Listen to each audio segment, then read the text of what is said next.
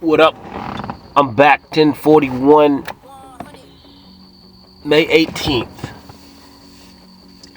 I'm actually super tired, but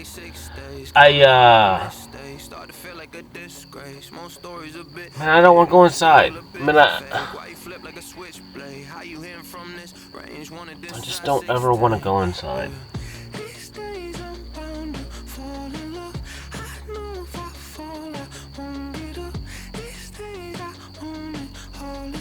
At all. I mean, unless I'm painting or creating something, it's just like there's nothing in there for me.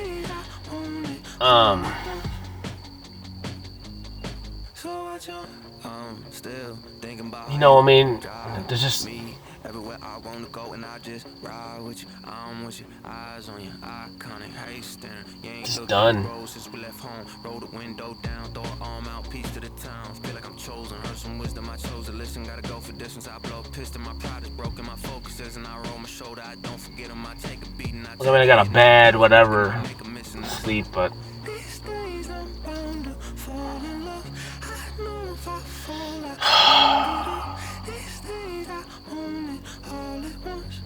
I'm ready for that new. I mean, that's what it is, dude. I'm being patient, working, creating. Everything is here. It's so fucking close. It's here. It's now. Like, it's in the same realm of now. But like, even in that concept, like, the human side of you, like, is so fucking impatient. And because we have this understanding of time, and it's so fucking diluted because it's like, you know, if we didn't have the construct of time, and it's very difficult to like even get rid of it. It's the concept of time is so imprinted on me. You know, from the moment that you can understand anything, you got nap time, you got this time. Like, everything is delegated by time. Like, everything is controlled by time. Your parents control you, school controls you. You gotta be there at this time, each class is this long. Like, everything is controlled by time. By man's time. By another man's time, another human over you. It's a construct of control, time itself. And I'm trying to think how to break it. Because like it's the only way you could truly break it is by not using it. At all. However, like, I'm kind of at that point. I still use it a little bit, like it's nighttime.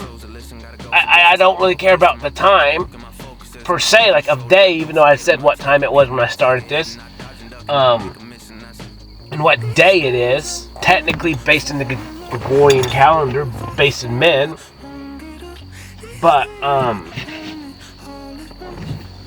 it's like the concept of time, so fucking restricting.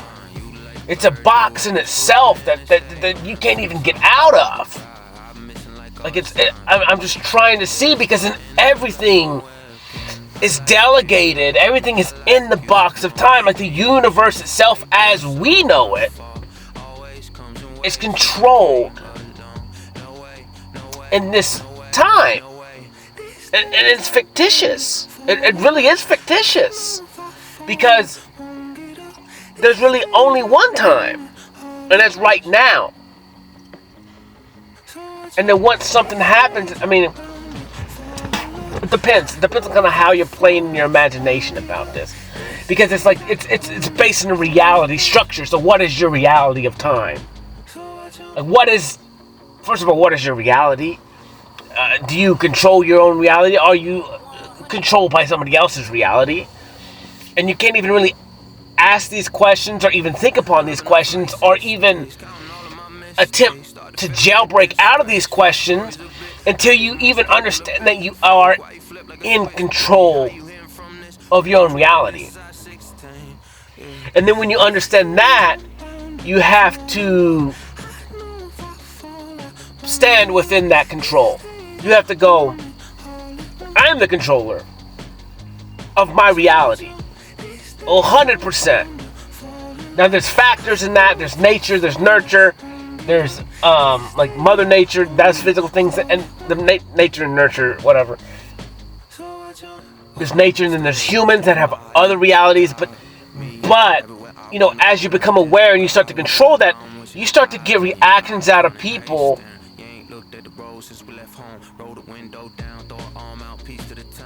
based on you.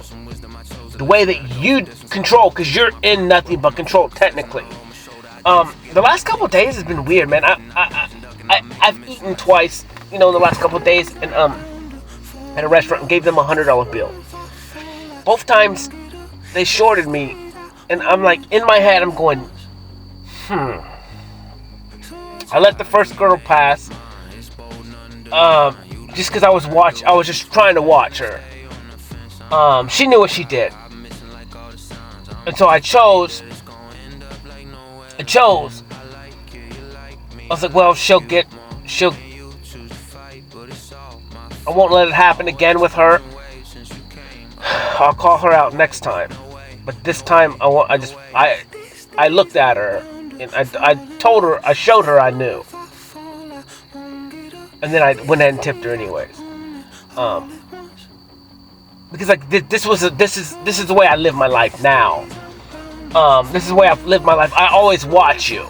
I watch what you do every single time. Like and then I'm just trying to gauge what it is that you think in your perception, because I know, like in this instance, she knew what she did. And then it happened again last night. And the first time it happened, I stood there for a second. I was like, what do I do here? What lesson am I trying to learn here? Because lessons happen until you, whatever. And so I'm going, what is the lesson here? What is the lesson here? What is the lesson here? Because you can perceive it in two ways. One, you could stand up and go, hey, you know, this is shitty. Like, hey, you know, you messed up. You owe me this much more money.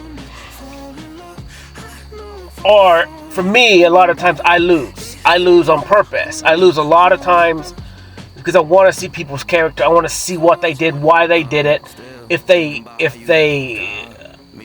how they react to what they're doing, if they even have any kind of guilt. Because I can see it on your body. Your body can't lie to me. Okay, like you think you can lie, or you can hide, you can't. And so I was just reading her, just trying to figure out, now how do I deal with this? Do I let her live in that guilt? And then I can actually create more guilt on her, based on me just being my true, authentic self and loving unconditionally, not shaming and guilting her, even though me talking about it, but this is for me. This is for me to overcome and to learn the lesson of this thing. And because it's shitty to me. It's fucking shitty. And even though I don't care about money, it's not. It's about principle. It's about principle. It's about principle. And it's like, I don't get it. But then at the same time, what I'm starting to understand is that people are gonna be people. And no matter how good I try and be, no matter how much I give, no matter how much I love, they're still gonna fuck me over. And this caters to my nature part. This caters to, like, I am a lone wolf for a fucking reason. Because I can't trust people. And I look at it in the sense of until I find people that are like me. Okay? Until I can find reflections of me on the same level, I can't trust you. Or maybe that person that is with that, or that one human being that wants to be with me, that trusts me, that's gonna follow my lead in this healing journey for herself. Now, other than that, I can't technically. I trust that you're gonna do what it is that you do. That's what I trust. This is why a lot of times I don't call people out on their shit. especially in front of them. Now, if I'm trying to overcome some shit, I don't have time. A lot of times I don't have time to call you out. Because it takes me a little bit of time to deliberate how to respond sometimes to this weird ass shit that you do, that people do. And I mean, I've done it too. So a lot of times, like I said, the first couple of times, like, I allow it to happen. But those are just learning lessons for me. It's me gauging your character. It's me seeing how you're gonna do things, whatever. And it doesn't mean that I don't fall short as a human either, and I don't make mistakes, because I do. But I don't know, man. It just, time slows down, and this is another stupid idea of time, but not time in the sense of like a number. Time, just like time, the moment, because I go from like existence, almost like when I'm playing, when I lose time, because my head's going 1,000 miles a minute, like this, and it's called living like not in the law of assumption. I think. Well, I'm not assuming. I try not to assume. However, like in this instance, I'm trying to figure out the reasons. Was it a mistake? And then checking her body language to see if it was a mistake. And it wasn't. And the shit it just kind of pisses me off, but it's just kind of shitty, man. But I give people so many chances. It's not even funny, and that's what a lot of the shittiness is. But that's where I can justify what I do later, when I have to walk away, even though I hate to. It's because like I've already gave you enough chances, at least minimum 3 chances to. And I'm not saying that I'm judging how you treat me, because I know what my worth is. But and so then I go from there, and but then it happened again last night at another restaurant, same thing, and gave her a $100 bill. Boom, boom. I'm like, really? Like, I stood there and I looked at my receipt and I looked at her, and she like shied away from me, like acted like she was doe-eyed, and I was like, are you serious? And I was like, whatever, and then tipped her. I was like, it's shitty to me. However, a lot of the tests that I have to do is, do I change my character? And that is the idea of money. Is money important? And I'm like, no, it's not.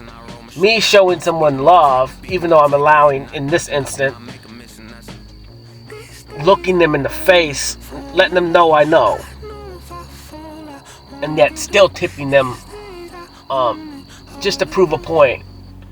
I'm like, well, I don't know, maybe she needs money, maybe she, that would help her, that would help her. I don't fucking know, and it doesn't fucking matter.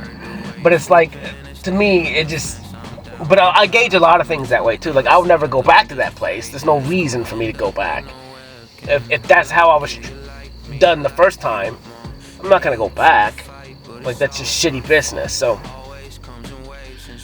but for me, it's like, whatever. So now it's like, I gave 2 lessons to the world. Or I allowed it to happen to me twice. Now from this point on, I can't let it happen again. But at least I was just trying to kind of judge the whole situation in totality of, like, maybe why people were doing it. Is it something that I'm projecting? Is it like, do people still perceive me as naive? And yeah, a lot of that's my fault, for being so loving, and or looking like I'm naive. And when it's like, you guys don't, I'm not naive, I'm just I'm in control. But it's like, what is worth it? What can I show this person love, even though I know they cheated me, or what? And it fucked me up twice, because I was like, I was very aware of it the first night and super, super hyper aware of it the second night. Because I'm just like, what's the lesson? What's the lesson? What's the lesson here? Like, and then within the lesson, I understand what the lesson is, but like, what's the best foot of action? Because no one's gonna come protect me. No one's here to fucking save me. You know, other than nature. But as far as these humans go, no one's showing up for me. And so it's like I'm kind of over that, and I'm not looking for a savior. That's the most ignorant shit in the world. For you to assume that someone's gonna save you, and nature doesn't save me. I still have to go out. They just unconditionally love me. They're living for me. They're standing for me. They give me the basic building blocks of life, and everything they do is so I can live. But you still have to go do everything. Nothing is freely given to you. I mean, technically it's freely given to you, but like, you have to go get it. You have to do action. Faith without works is dead. And so, I'm trying to just judge how I should carry myself in human interaction. Do I need to be more of a dick? Do I need to be more of a stern human being? And I am. I'm a dick with some people that I've already cut off, and I have to have interaction with them. Like, I don't give a fuck. Like, it's done. It's done. And, that's the one thing about me. Like, when I'm done with you, I'm fucking done with you. Like, no, end the fucking discussion. If I even acknowledge when you say my name, like, you're fucking lucky.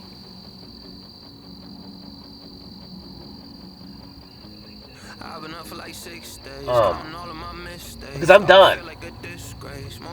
I'm done with you. Like, there's no going back, you know.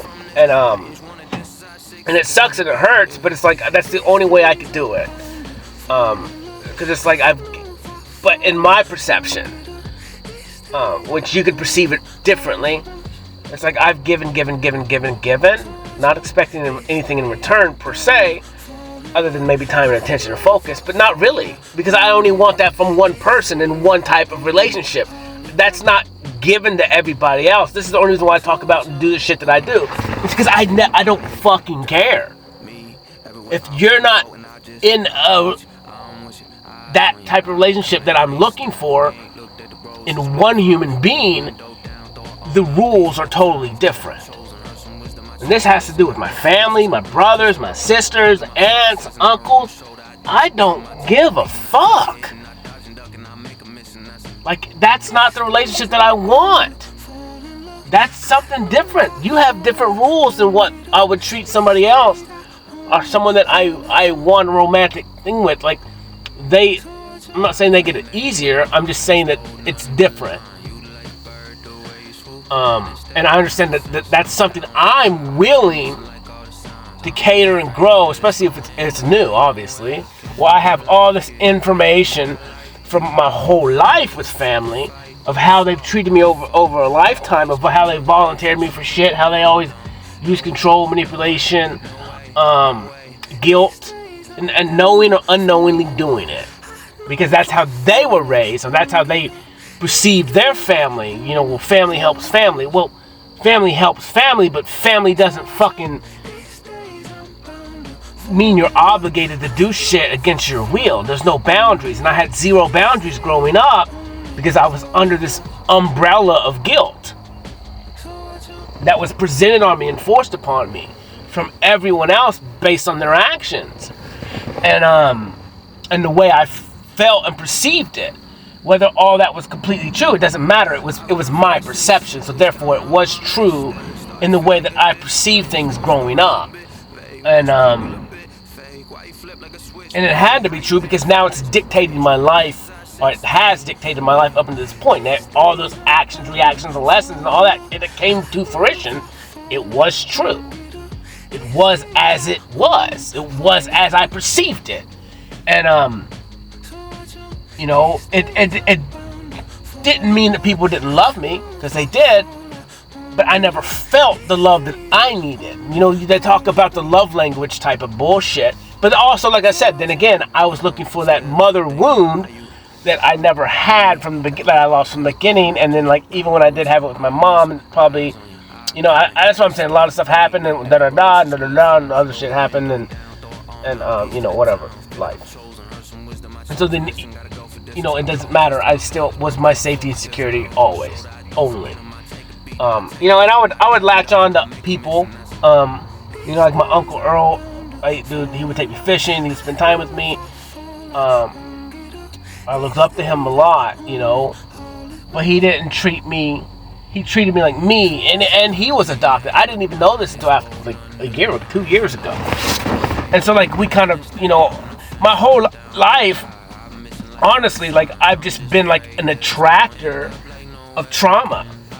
And then this is where I get everyone's fucking stories, I get everyone's shit, and then I carry it. Or I take it as a burden. And I did it my whole life. I did it for my fucking family. I did it always.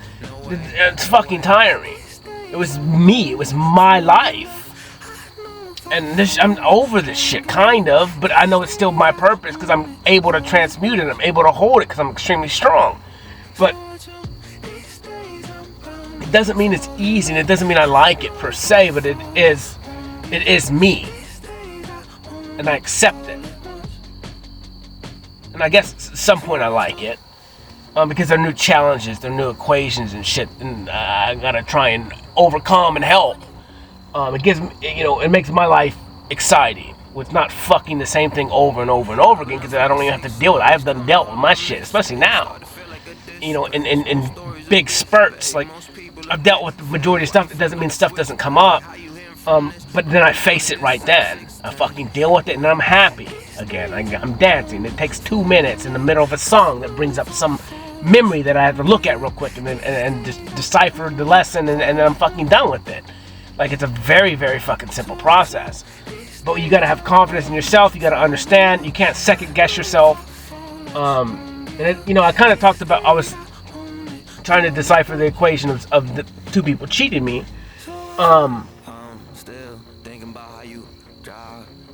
But I'm not contradicting myself. I'm trying to look at every possible scenario, every possible perception. That's what I look at in everything.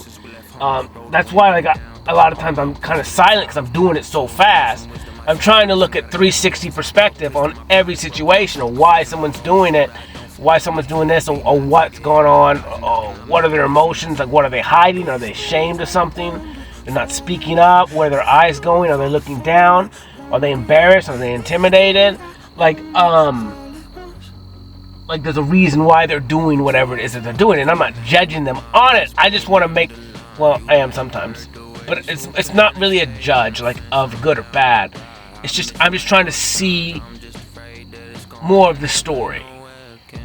Because I know everyone's gone through shit, everyone has a backstory, everyone's gone through hell, everyone's quiet about it. This stuff has happened, we've had to carry this shit on for all of eternity.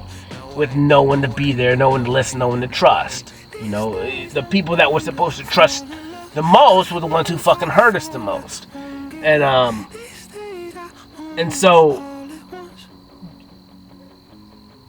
you kind of go through life understanding that, and you look at other people and you're like, and that's where, like, that life partner, or that, for me, would be a wife. Like, whatever that relationship is, like, yes, we're gonna hurt each other, but it's gonna be new. And it's only gonna be mistakes as long as we speak up and communicate. Where when you're raised in that shit, no one's healing. Everyone's just trying to fucking survive. And so, like, and everyone's being...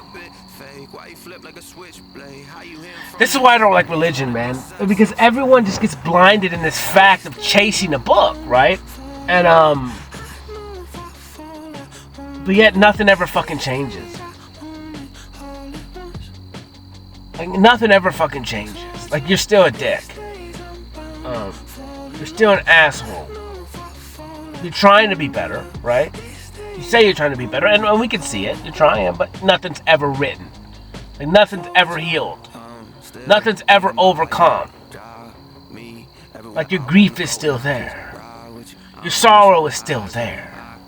Your unhappiness is still there. So, with you guys praying to this external God in a book, but nothing's fucking changing. Like, your hate is still there. Like, you never healed from it. You just covered it. And to me, that's just that's a bold-faced lie. Because it's not done. If if he's here to cover your sins and to right the wrongs, but nothing's ever healed, you haven't overcome anything, you don't know how to deal with it, you've never looked at it, you just think it's a get out of free jail card, but you're still a fucking criminal. Yeah, you got out of jail based in your eyes, but you're still a fucking criminal. Like, if you haven't learned anything new, if you don't know how to deal with it, if you don't know how to deal with your emotions, nothing fucking matters. And so, like, you praying to something and accepting something into your heart to control you makes fucking zero sense when nothing's even happening.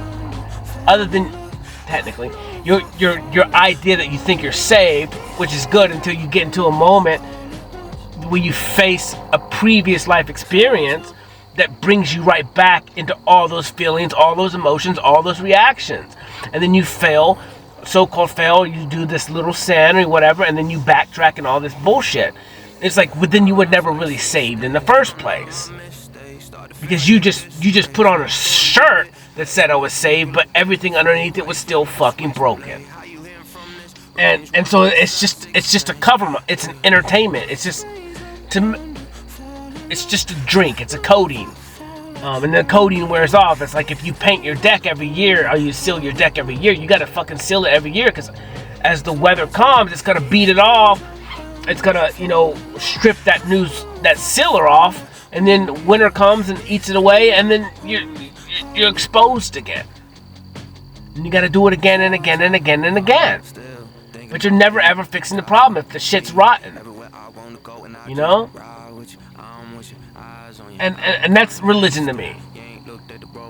That's religion to me. It means nothing. You're not really truly doing anything. You're just trying to get a free will gift because it's easy. Yeah, you get emotional because there's emotional energy in that, and there's emotional energy built in those places. It's like the shit I do in my bedroom. It's like the shit I do in restaurants. I create and leave my emotional imprints. When I'm out playing, when I'm doing this, when I'm walking the walls of Jericho, there is my energy signature is there for eternity. And I build on it, and I build on it, and I build on it, and I make it stronger, I make it stronger, I make it stronger. That's why people will remember me. That's why people think about me. That's why this. Because my shit is there. My energy is there. My energy is stronger than theirs. Because I put real time, real focus, real attention, with real emotions, and my energy is staying in these places that I've been. You cannot run from that. And then if I left good emotions, good memory, then my energy is strong there. And so when I'm gone from there, you're looking at a ghost.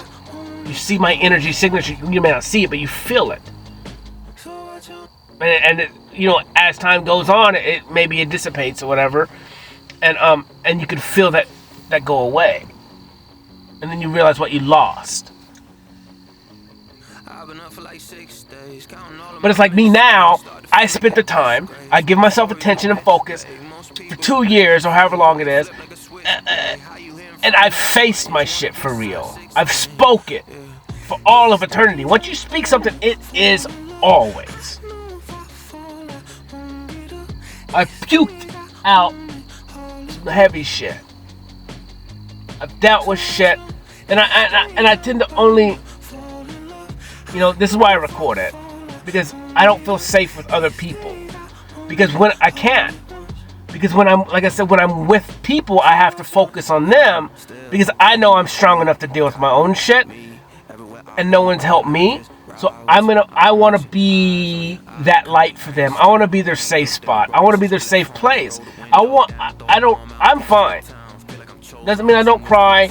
It doesn't mean I don't get lonely. It doesn't mean I don't get down. But I'll go deal with that shit on my own, and I have nature. Because I've never just truly been able to trust a human being. Like I said, there's one female that no matter what has happened between us, I trust her. She makes me feel regular. Even the weird shit of however our relationship is, just the energy between us is just so fucking me or her. It's the same. And it's very fucking confusing because then I had to leave. And I didn't want to. I don't want to. I don't want to every day. I want to go back. But I can't. Because it's double-sided. I can't just freely give. And I can't put myself in this, like, she has to reach out to me. It's just the only way it will happen. And I have to keep growing. You know? And maybe she perceives it that way too. Like maybe she had to be distant to me because maybe she didn't think these things of that thing.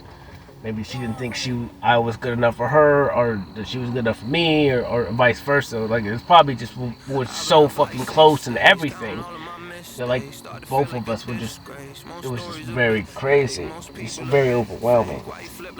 And so, but like she does make me feel safe. Like I can't explain it.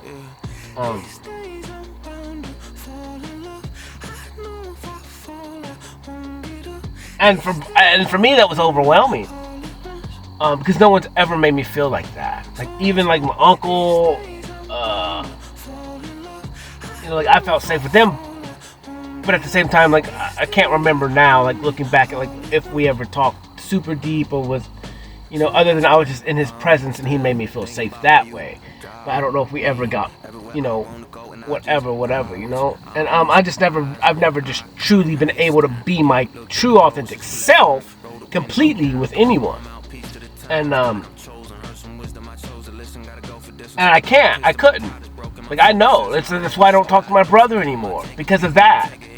Because if I am who I am, it comes with a lot of things. It comes with jealousy, it comes with hate, it comes with why him, it comes with da-da-da, it comes with all this shit, and I see it, and I saw it, and then it did happen.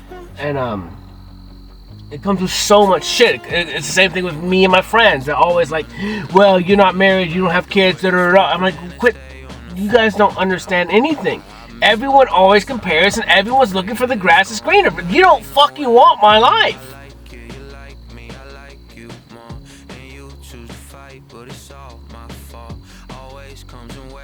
You may perceive it as something. I love it. It's fine. But it's regular to me. It's not good. It's not bad. It's just regular. It's all I know. I don't have a fucking choice. I don't have a choice to feel everybody's fucking feelings. I don't have a choice to be a dick every time someone starts to tell me their fucking life because they need someone to speak to, and I have this ability to make them feel safe. I'm not going to turn you away. I'm going to let you say what you need to say because you need to fucking say it.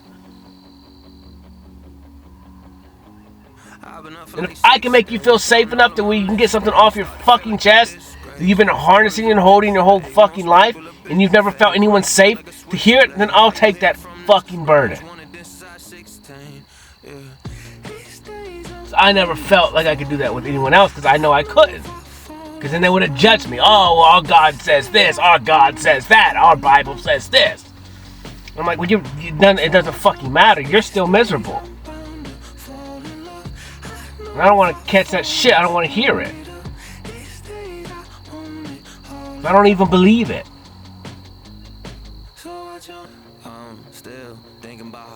It don't make fucking sense.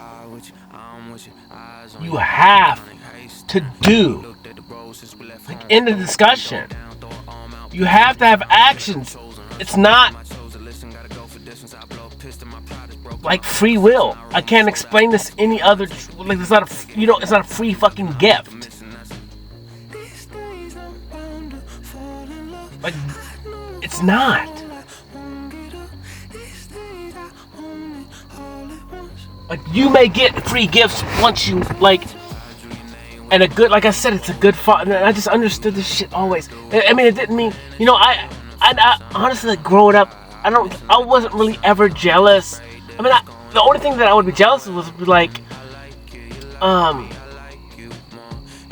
if I was jealous, it'd be for 1 second, and then I would be like, I would check myself every single time. I'd be like, they got this, I don't have that. But fuck it. If I didn't work for it, I don't want it. I don't want it. Because then it makes fucking zero sense. Because if they gave me this and they gave me that and they gave me this, then I would have I would have nothing that I learned. I wouldn't even work for it. That doesn't mean I don't accept gifts now, because I do. But a lot of times it's like, dude, I fucking work for this. I work to be happy. I work to heal my past. I did this. I had to step forward every fucking day. I had to talk. I had to listen to it over and over and over again. I had to pride and ego check myself so many fucking times. I had to admit that I was wrong to myself. And maybe when I'm talking like this, maybe I'm talking in the moment, so it's almost an absolute right now, but then maybe tomorrow I'm wrong. But then I have to just reavert, right? But a lot of the shit, I've already been thinking about it, so it's like, when I come to speak now, I've already been thinking about it for whatever. And so I'm kind of came to my conclusion until I have new information that would change the variables in the equation, which would make the answer different. And then like I said, but then in that one looking for that one person in the relationship, I'm blind. Because I have a fairy tale idea of what I want. Well, I did. We know what I want, and I know exactly what I want now, and I don't want easy. I don't want easy by any fucking means. And when I say that, what I mean is I understand that we gotta communicate. That's not fucking easy. I mean, it's getting easier for me, but it's because I know myself. But I've had to do 2 years of time to get to the point where I trust myself. I know how to use my feelings or communicate. Maybe my feelings I cannot describe. Maybe I don't know how to describe all the different words of feelings. I don't fucking know, but I know I'm not happy, or this isn't right, or this, and I can communicate it now, and I can stand in my power because I understand that if the other person cannot accept what it is that I feel, and I'm not being an asshole, and I'm not being a dick, and I'm not cussing them out in the moment, because I try to be cordial with them. I may be stern, or I may deepen my voice, or I may, take a stance if I have to assert my power and my dominance that I have for myself over the situation, to stand my ground. But it's not that I'm being a dick. I'm just going, no, I've given myself time. I've given myself all the time. I trust me. This is how I feel. This is the way I perceive things. I understand that you perceive it differently. Cool. That's fine. I'm not even agreeing to disagree. This is just the way I perceive it. You can either accept it or not. End the discussion. Let's come to a compromise or whatever. Let me hear your side. How do you perceive it? I'm not being a dick. We just have to get everything out on the table and see how we both perceive it, because our previous life experiences dictates the way that we perceive things. That's real. Therefore, neither one of us can truly be right in the other person's eyes. We have to accept that the other person's previous life experience has brought that human being to understand the situation from their perspective. Now, it doesn't mean we can't be logical about that. That's the biggest part. We have to kind of take emotions out of it after we present our emotions, and then think of it logically. This is where the feminine and masculine traits come in. This is why you have to be balanced in the middle. We have to use emotion so the other person can connect, that can feel, can understand. That's how you can become. That's how empathy works. The other person has to describe. The other person has to make a scenario that you can feel and understand, so you can have empathy for them, so that they can understand somewhat why they perceive what it is. And then you have to equally use logic to solve the problem without the emotion. But it's just how we connect. And so I just read everybody's body cues. I read everybody's tone. I knew what they were going to do. I knew what they weren't going to do. I knew their reactions. I knew if you said this. I knew if you touched, if you poke them with against something, a pride and ego check, that they're going to shut down. They're going to go into a trauma response, or they're going to this, they're going to that. It doesn't really fucking matter what you say, because as soon as you say one thing, or they get defensive, they're going to shut down, and you're the bad guy. And they're going to throw something to religion, they're going to throw something to this God, they're going to throw something here, they're going to throw something there, and try and defend their pride and ego. Because if they don't defend their pride and ego, then they're going to be like, well, then I was wrong. And then if they say that they're wrong about one thing, then they have to be able to say that they was wrong about everything. And then you come to that understanding, and you're going, well, fuck, I just lived a whole lie. My whole life was a lie. What is real? What is real? Are you ready for that fucking battle? I was. And that's the battle I took. Was, wait a minute. Maybe I'm wrong about one thing. And if I'm capable of being wrong about one thing, then maybe I was wrong about everything. Let's at least go back to the beginning and then walk my little ass all the way back through it all and figure out what is true. What is true for me? What is the outside perspective, and then what do I want to be? What are all the perspectives in every scenario? Where did they come up with this? Why did I feel this? And then what is actually real with a higher understanding, more of a mature understanding based on all my life experience.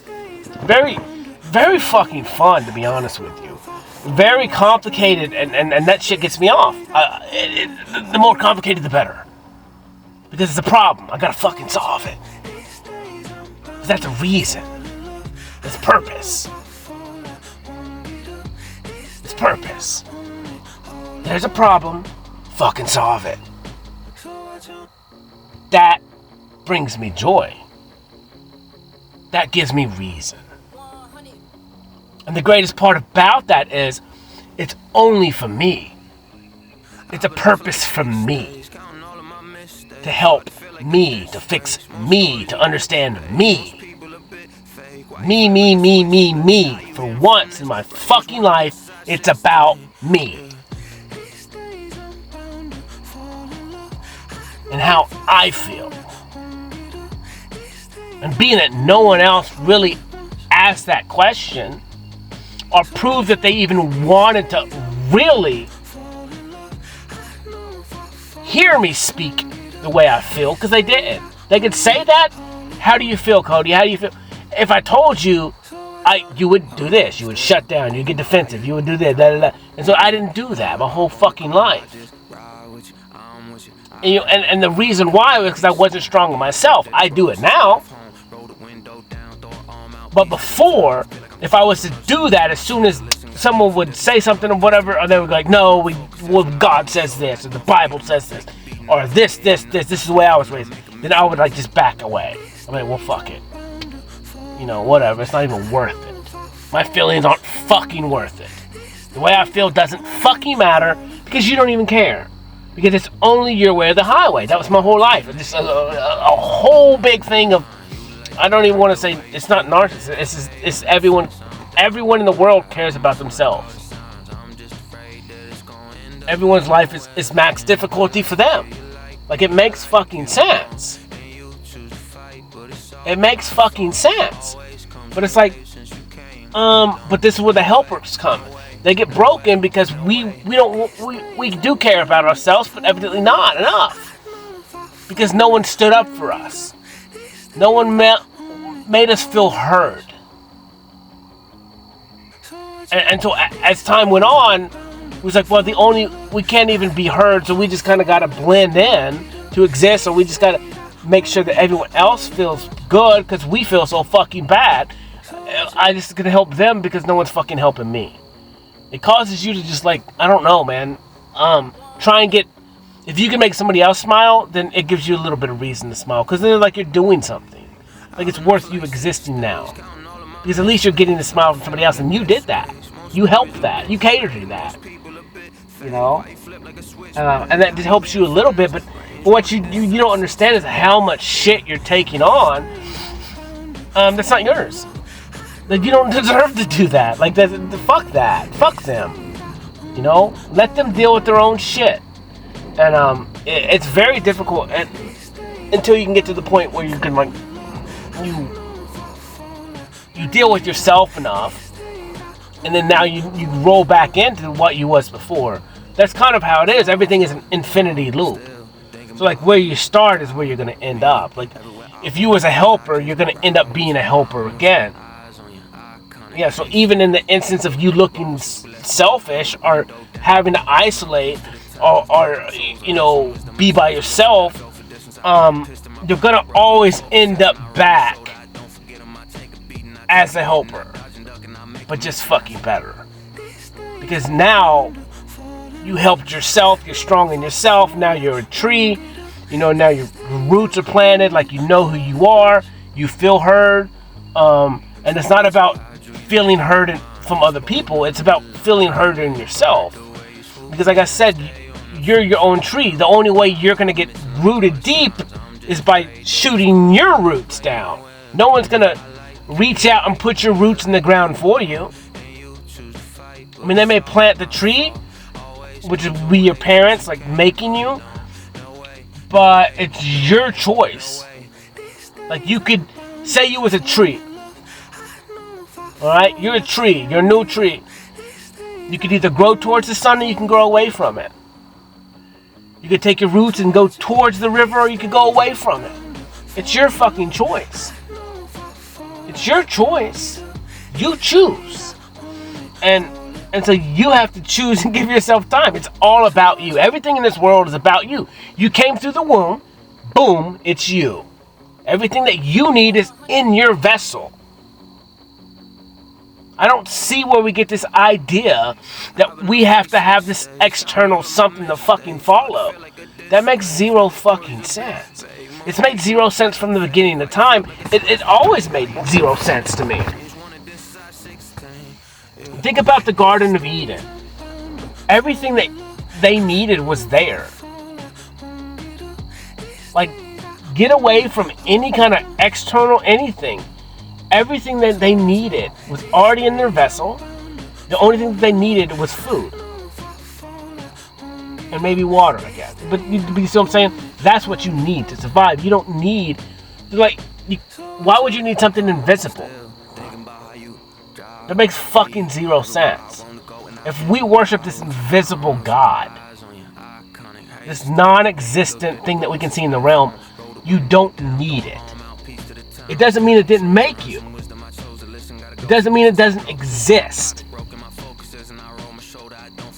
But it does mean it's like it's like an ant farm. It's like anything. It's like an aquarium. It's like the ocean. I would say aquarium because somebody's going to be putting food and water. Like, maybe that's it. Maybe that's what it is. An aquarium. You're fishing in the aquarium, and someone has to drop food on, and you already got water. It's food. And keep oxygen in the water for you. Like, that's kind of what we're in. We're in a gigantic aquarium or a terrarium or whatever it's called. And everything is here. It grows for us. The food grows, the oxygen, the trees grow. So we can have oxygen. Everything is here for us. We don't need to look towards an external anything. It doesn't mean if you're in an aquarium, you're not going to learn that there's going to be this big-ass silhouette that every day at 2 o'clock, food's going to appear. You're going to see this huge-ass silhouette, and that food's not going to appear in the aquarium for you, and you're going to eat it, and you're going to learn. You're going to become domesticated. You're going to come to be programmed by it. Expect it.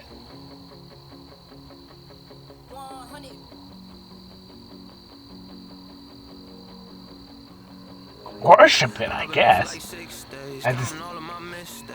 Crazy thing, you think of like Toy Story, the claw. You know, it thinks it's some god that's coming out of the world and picking one of them kids out at a time, one of those little toys out at a time. And then all those things worshipped it. They thought it was a god.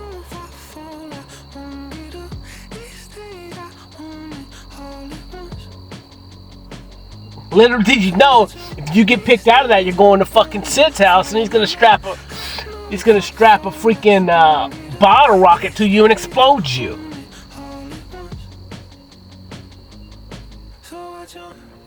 Still thinking about how you drive me everywhere I want to go, and I just ride with you. I'm with you, eyes on you. Ignorance is bliss.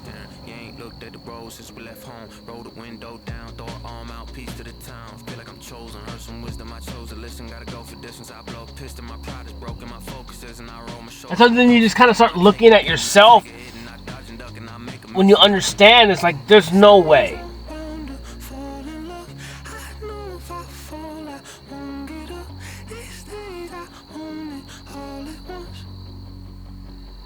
Like, there's no way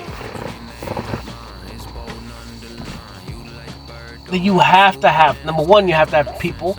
You can live your whole life without ever seeing another fucking human being. You couldn't procreate. There are things about it, but it's like, you don't have to have people. You don't have to technically have companionship. What if you just didn't even know it? You know, what would happen? Who knows? It doesn't, I want companionship. Like, it's a want. I guess maybe you could say you need it.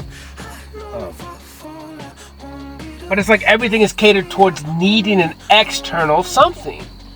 External validation, external this, external that, proving to them, proving to that. And it's like, well, first you gotta fucking prove stuff to yourself. Because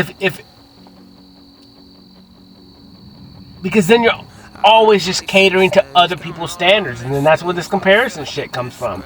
You know, and that's how they break you, that's how they domesticate you.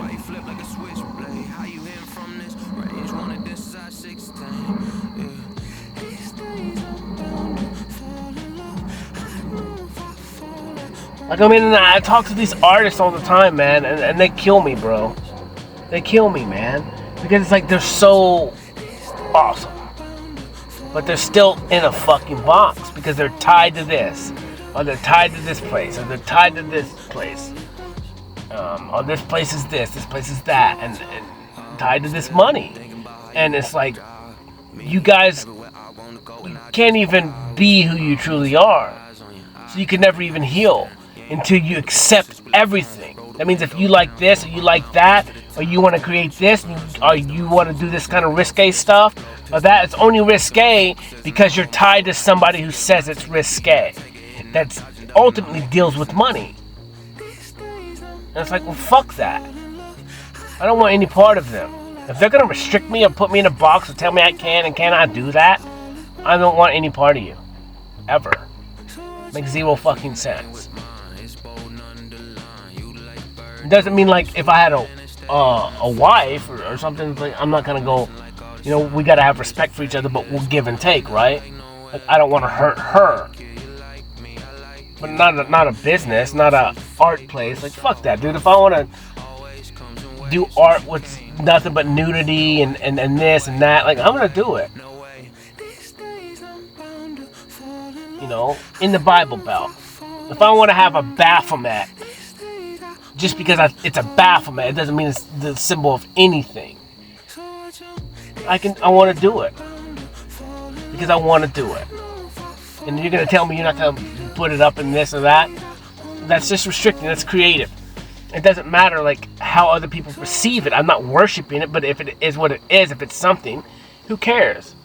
If I had this or that, or Uncle Tom, or this or that, or someone's going to perceive it as negative and someone's going to perceive it as positive. It doesn't fucking matter. But if I cater to everyone, then I'm restricting myself. And so it's like, no, I do what the fuck I want to do when I want to do it. And so that's how I kind of live everything else in my life. And I'm breaking away from that more and more and more until I'm completely free where I can do that completely. Well, I'm making my own stuff. Well, I'm doing this. Well, I'm doing that. Well, I'm my own this and I'm my own that. And then whatever my wife with me, we agree upon stuff. Like maybe she's like, Cody, maybe you shouldn't show the world your dick. And I'm going, well, it's my dick. I want to show it, but if she can, I don't want also, whatever. Because we're together, like, right? This is a co-creation together. But I'm only co-creating with one. I'm not co-creating with these people that don't fucking have anything to do with me other than they're taking, a cut of my money for nothing. Or they're promoting me. And I had a talk with, like I said, with the brand guy, man. And like I said, it took about an hour and 30 minutes for me to get him to under the fucking stand. No. Like, this is the way I'm doing it. In the discussion. Because anything I do that's not me, then it's not me. Then it's not my art. Then it's not my true authentic self. And so I don't want any part of it. I understand that you understand how branding works. You understand this. You understand the market. I was like, but I'm not here for the market. I'm here because it's me. And I'm going to do it my way. And I'm going to be true, authentic, and real to me. As long as I stay on that path, it will be. But I'm not catering to this. I'm not catering to that. I'm not catering to you.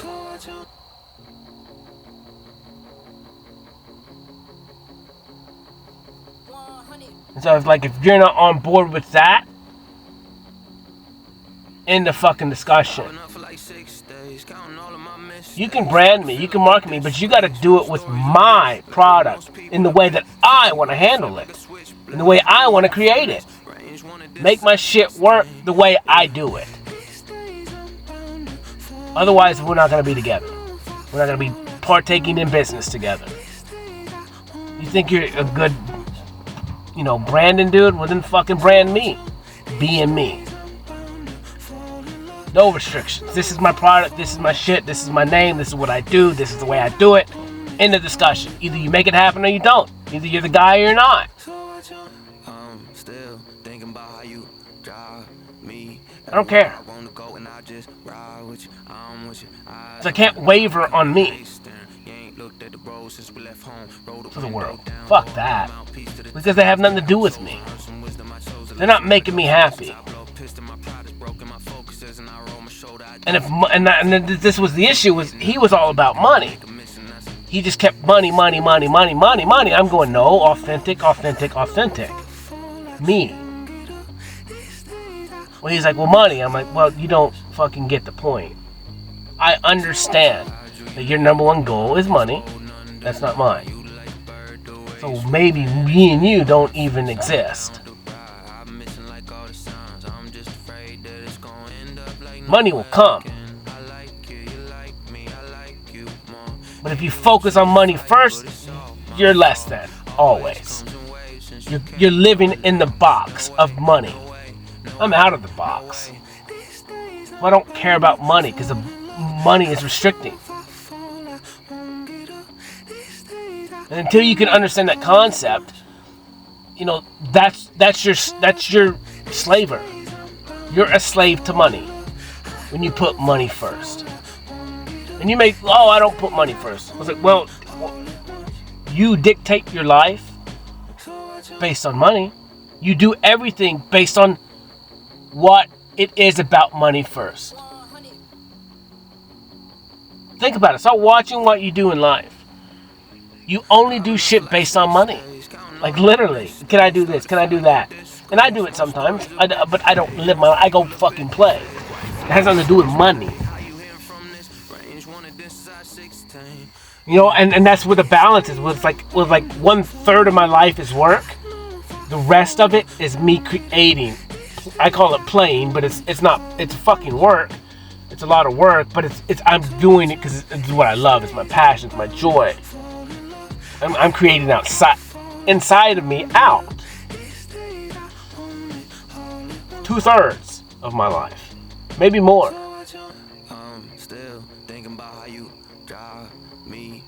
And so like the money, yeah, I can only have so much money, but I'm still going doing shit for free. Like the money affects like the food, you know, and the shit that I have, I don't have a lot of bills. I mean, everything I have is paid for. So.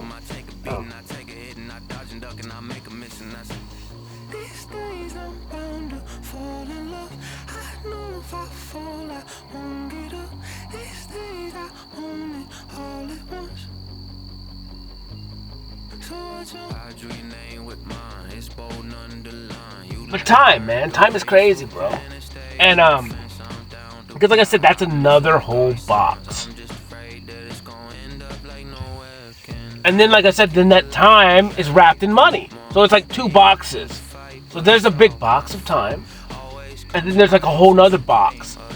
It's almost like an infinity sign. So it almost like you got 1 box on the left, you got 1 box on the right. One's time, one's money, and they actually overlap each other.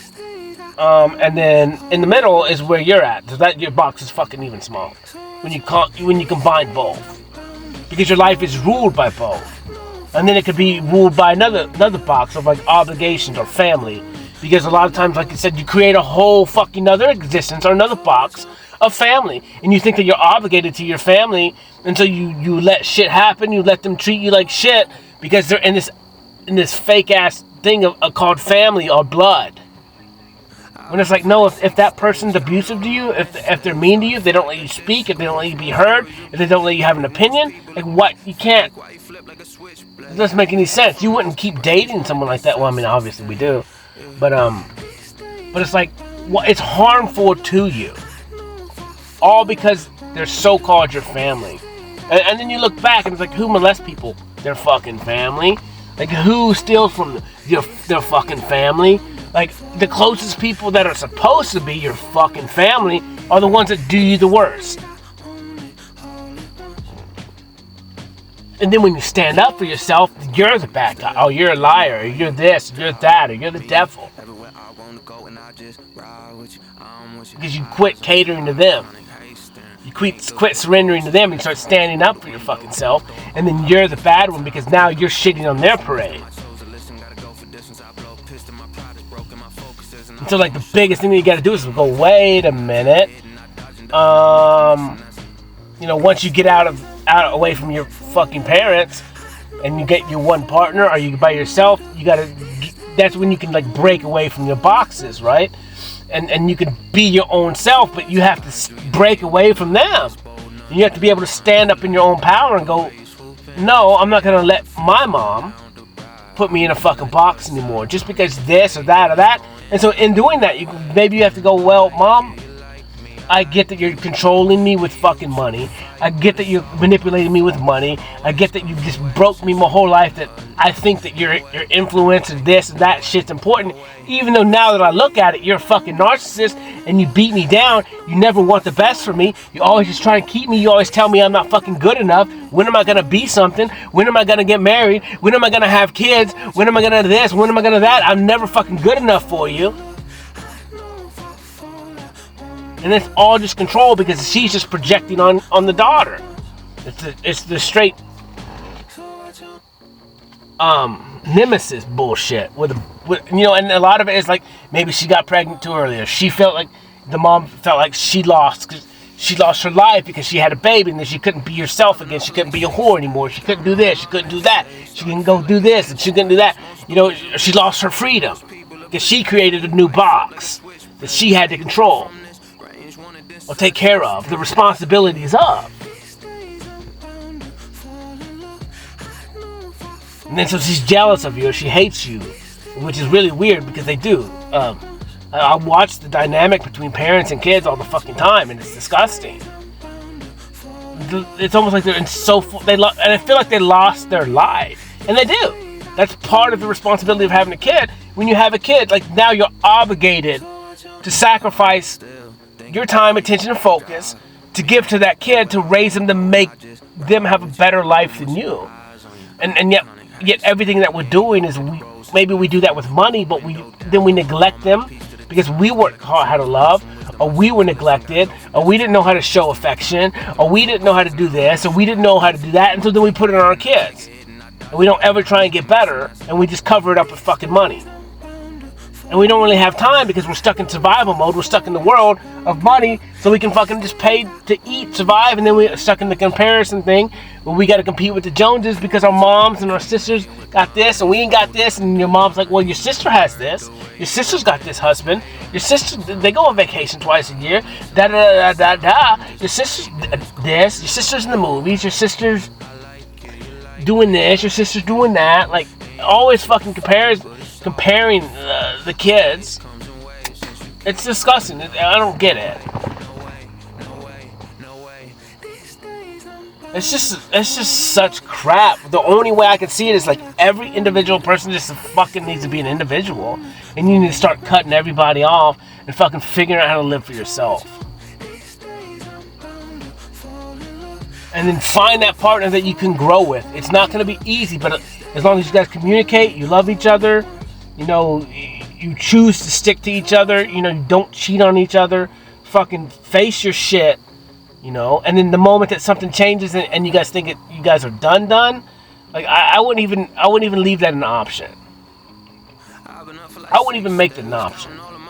You know, I'd make rules and regulations, and like, you guys had to do shit, like, if someone wanted this and something like that, like, it just has to happen within reason. You guys can't be dicks or force each other to do anything. You gotta treat each other with respect and on an equal level, not one higher and one lower, but you're equal parts of the fucking apple.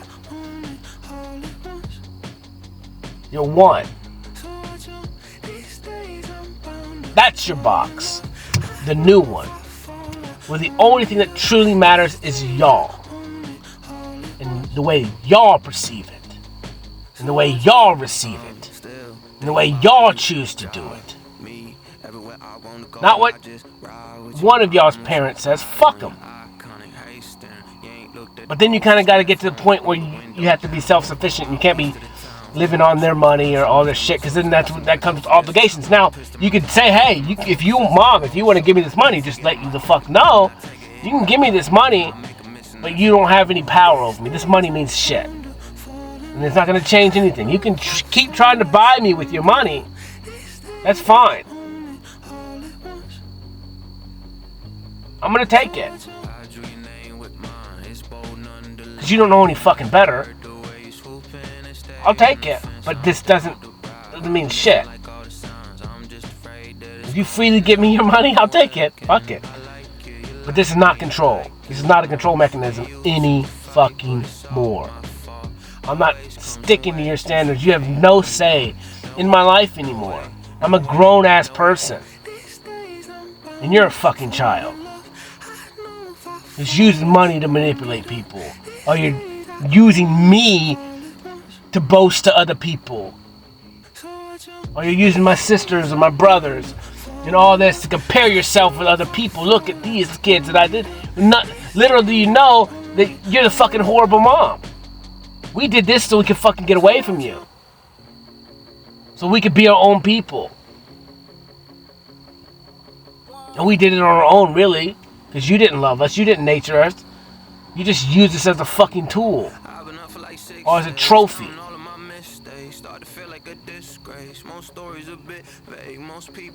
It doesn't mean she didn't love you or they don't love you. But it's so diluted because they don't know how to love, because they weren't treated that way. Or they were this, less than, and they were brought in. Or who knows, man? There's all kinds of... Every scenario is so crazy.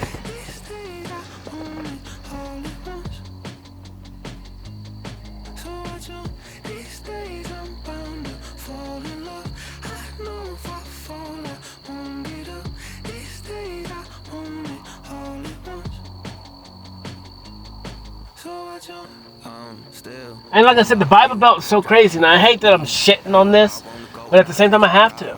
Because it's like the Bible Belt is so stupid. Because it's such like just disgustingness. Like, because it's all about status first. And this fake weird, like, you know, a story about someone getting pregnant. You know, and they were over 18. And then they had their mom made them go around and fucking apologize to people.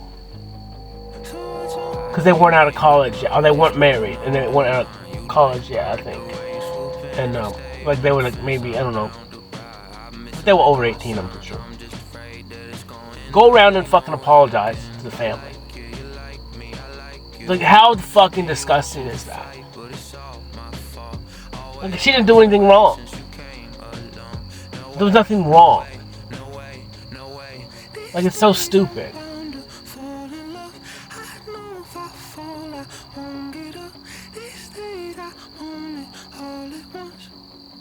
It's fucking weird, man.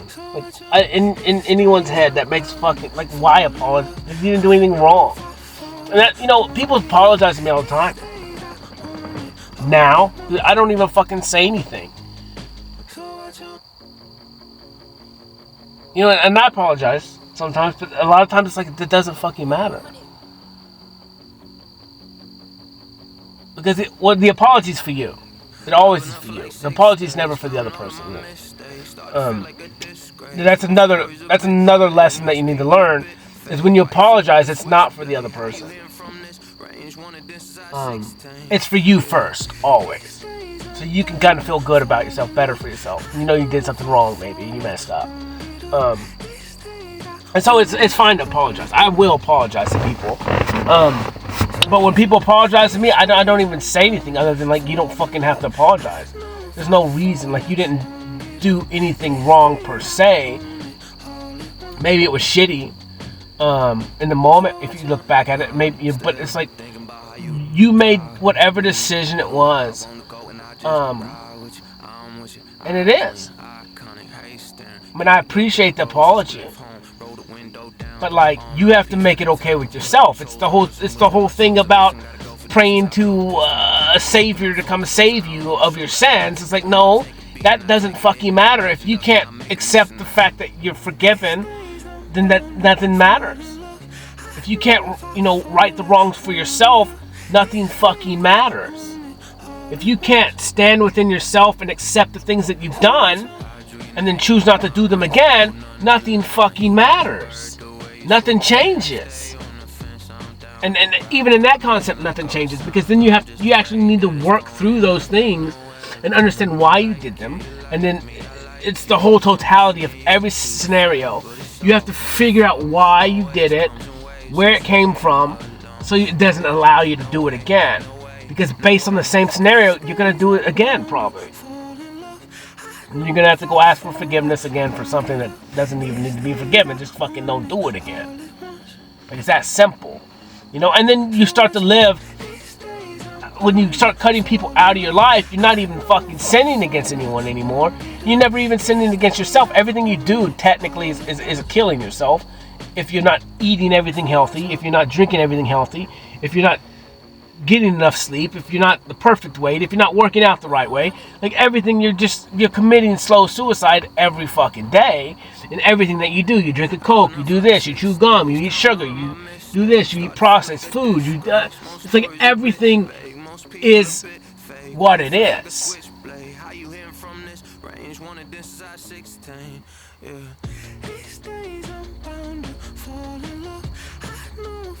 So it's just like, what is it?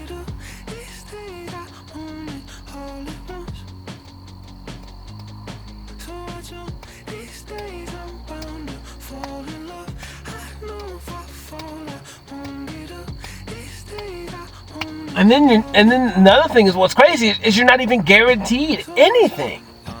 And so then you're stuck in the past, you're projecting in the future, and you're incapacitated, and you're not living in the now, and you could die in 10 minutes. You could die tomorrow. You could die right now. You could have a brain aneurysm and die. And it's like, you're not even fucking getting to live the life that you're gifted here now, because you're so fucking worried about everything else that is controlling you in this box. Well, what's my mom gonna say? What's my dad gonna say? When it's like, fuck them. It should be you first. And then if you have a partner, then it's you and your partner. But ultimately, it's just that mirror. It's like, I don't want to disappoint myself. And if I disappoint myself, then I'm technically going to be disappointing my mirror. So I just choose not to do things that disappoint me, because then, as long as I make myself happy, and I know, and I love my mirror the same way that I love myself, then I do things that only make me happy. In return, will be making them happy, because I don't want to hurt them either.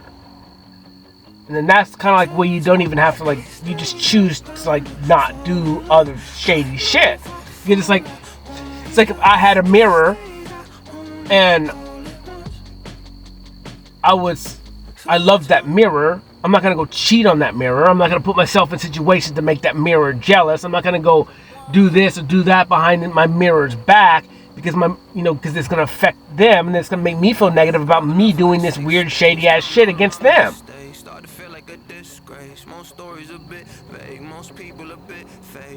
But it's only between you two. Where everything outside doesn't really technically fucking matter anymore, because it's your lives. And then when you have kids, then those kids are put into that box with you about that.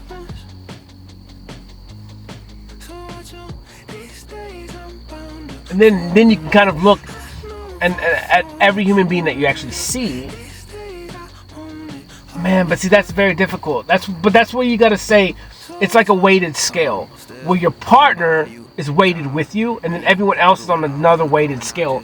Because you can't always make your parents happy, because your parents don't have the same obligation, they don't have the same ideas, they don't have the same time, they don't have the same this or that or understanding. And so that's where you gotta cut people off and go, no, I'm doing things to make me happy. And as long as I'm not infringing in somebody else's free will, as long as I'm not hurting people, as long as I'm not directly hurting people or directly doing things to them, I can't control how they perceive me.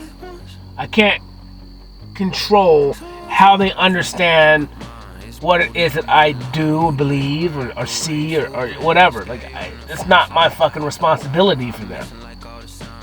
And if they're focusing on me the whole time, like, that's just negative to them. Like, I can't help it. I can't help it that they watch me like a TV. I can't help it that they know my every move. Like, fucking go take care of your... Why are you watching me? Like, that's fucking weird. Like, you're missing life again. Like, you're dead. You're a zombie. When you're walking around the world looking at everybody else and you don't give a fuck about yourself, and you're not giving yourself time, attention, and focus, and you're not number one, then you might as well not even exist. In a sense, because you don't. You're just projecting everyone else, and you're trying to look out at everyone else, and you don't even care about yourself. You're neglecting yourself. You're your own evil. You're your own devil. You're your own demise. You're starving yourself. I've been up for like 6 days, counting all of my mistakes. Start to feel like a disgrace. Most stories a bit vague, most people a bit fake. Why you flip like a switchblade? How you hearing from this range? Wanted this since I was 16. Yeah. These days I'm bound to fall in love. I know if I fall, I won't get up. These days I own it all at once. So watch out. These days. Well, I don't know, man. And that is a very difficult thing about where I'm at right now and what I'm doing. It's because, like, and everything is so double-sided. Everything is so double-sided because of this. Because I love myself completely now. And I know my skills. I know my purpose. And first, it's me. It's encapsulated in me. And then second, it's to help people with the encapsulation of me. My authentic self, which is helping people, empathizing, leading, creating, just inspiring. But at the same time, I can't even do any of that for anyone. Like, I can freely give you time in the moment. I can listen. I can talk. But other than that, I can't do anything. I can't control you. You know, I can whip in stuff. I can whip in sentences. I can use seeds. I can manipulate you to see something from another perspective. But you have to choose to accept it, and then you have to choose to walk. You have to choose to change. You have to choose, not me. And so in that, it's like I have to be that bad guy. I have to be the good guy all at the same time. And it doesn't really fucking matter. It's the only how the other person perceives me. So all I can do is just be my true authentic self. And that's my standard of me. I just have to be true to me. And I cannot worry. I cannot care. I cannot be incapacitated with what other fucking people think about me. I can't care how other people perceive me. I can't care about any of that. Because it doesn't fucking matter. Because the only thing that I can control, and I can control everything if I wanted to, I can control you, but the only thing that I choose to control is me. Because if I control you, that's not love. If I control you, that's not free will. So in order for me to give you free will and to give you love, real love, the only thing I can do is be me and speak my truth. Speak my perspective. Be there when you need me. Listen when you need to talk. And then act the way that I do, live the way that I do, inspire, and then hopefully that inspires someone to be their same self, to be their own self, whatever that may look like. As long as they're not infringing in somebody else's free will, and I'm not infringing in your free will. Any of my content, don't friend me. Unfriend me. Don't watch this. Don't listen to this. When you listen to my content, when you look at my pictures, when you do that, that's your fucking free. You're choosing that. I'm not making you do it. I'm not in your bedroom while you're trying to go to sleep, watching, looking at my content, going through my Facebook, spying on me. I'm not fucking doing that. That's you. That's ignorant. To assume that I'm the one, and then you're getting pissed off at me because you don't like my content, well then fucking turn it off. It's your fault. If you don't like what I'm saying, don't watch it. Very fucking simple. So you can't even get mad at me when you watch my content and you get upset. Like, that's fucking ignorant. It's ignorant. I had someone say that, watch your content and you said this shit, you said this stuff. And I was like, well, I didn't make you watch it. Like, why did you watch it? That's your fault. It had nothing to do with me. I said how I feel. That's how I heal through my shit. I speak it. I don't run from it. I speak my feelings, I get them out, and I'm done with them. The opposite of everything I did my whole life was hold everything in, and the opposite of what you're doing now. Pity, pout, and mad. I say everything I think instantly. That's how I'm fucking happy. So I'm not hiding anything anymore. I'm not holding all this stuff. I'm not building resentment. I'm speaking it, letting it out. I feel when I need to feel, and it's gone. I'm past it. And once it's said, once it's out, it's perfect. Doesn't mean it's good, doesn't mean it's bad, but it is. No going back. I'll deal with the repercussions. And the only way there's repercussions is if someone comes to me about it, because it's pissing them off. Because they would listen to my content. Ooh, I hurt your feelings. But don't listen to my shit. Very fucking simple. Don't listen to my shit. That's what's so crazy is like people get offended. I'm like, well then don't listen to it. And then you guys like build fucking lives on this. It makes zero sense. Like all this stuff, like people wanting to be this, people wanting to say they're girls, people wanting to say they're men, transgenders, whatever. It don't fucking matter. Let them be whatever it is that they want to be. It's not a big deal until you make it a fucking big deal. Now there needs to be rules and shit. We can't have someone with the swinging pecker go into a girl's bathroom at 14 because they're saying this. No, we need to. All that shit needs to stop. That's fucking weird. Any way you flip it.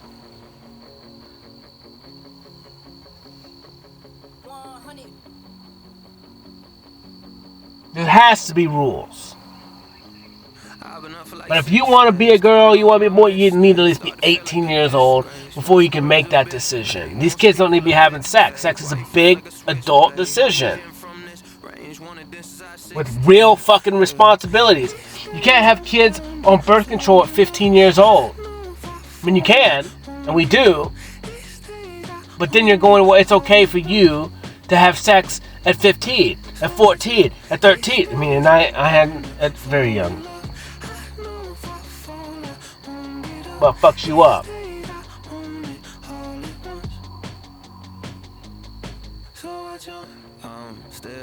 Fucks you up real bad. Everywhere I wanna go and I just ride with you. I'm with you, eyes on you, iconic. How you staring? You ain't looked at the road since we left home. Roll the window down, throw an arm out, peace to the town. Feel like I'm chosen, heard some wisdom I chose to listen. Gotta go for distance. I blow a pistol, my pride is broken, my focus is, and I roll my shoulder. I don't forget them. I take a beating, I take a hit, and I dodge and duck, and I make a miss, and that's. These days I'm bound to fall in love. Well, it's common sense, man. Like anyone, this is stupid. It's dumb, and I'll take it. You can't fight me on that.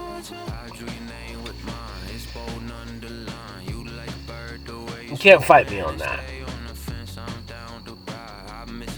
And then the money system, like we can't even. So then the kids have babies, and then who falls the responsibility to the parents because the kids don't even got jobs yet. They can't even afford this. If they can't afford that, like, so how could you raise a kid? So based on society, like, we have rules, we have this, we have society the way it is, so you need to at least be 18, but then how do you control that? Well, a lot of it is everything is made to fail, man. It really is. There's the money system, and then there's no parents at home, so the kids are doing whatever the fuck they want, and,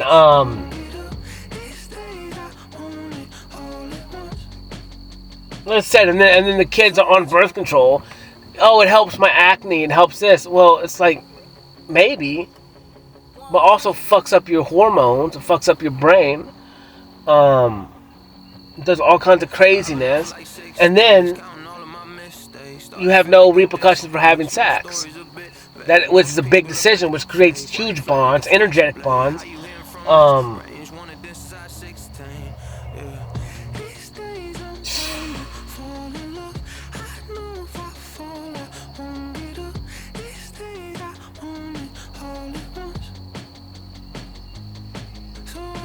That's what I said, man. I would really truly like to maybe study like tribes now. Like, what is their limit? Like, what is their age group, right? Like, when do the kids get married and have sex in these tribes? That's not seen, Western America, and kind of look at that, and then because I would just assume that, like, I mean, what assuming does, like, the kids don't get molested as much, maybe it's a very small percentage, because like those people get, like, because they're in such close-knit families, and but real families. I'm not saying it never happens, but it's just their society is different. Like, they're living to survive, but in a different instance, like where they're just living day to day to eat, but in a less stressful way. Like, they just gotta go hunt. Like, everything out there in nature is there for them. They just gotta go get it. Well, here it's like it's so diluted and different. Well, everything is technically just so convenient, but you have to pay for that convenience with your time. And you gotta pay for everything, and so you have to exchange that time, and then go spend more time to go get it. So, like, you gotta go hunt, so you gotta go to work, spend that time, then you gotta go hunt to get food and eat food, and so everything just costs even more time. Well, tribes and stuff, they just go get the food, like that's the action and the result and everything, like it's just part of the life, and then they don't have a job per se. Their job is just to live. And I don't know what the fuck America is. Like, I don't get it. Like, we have a job, and then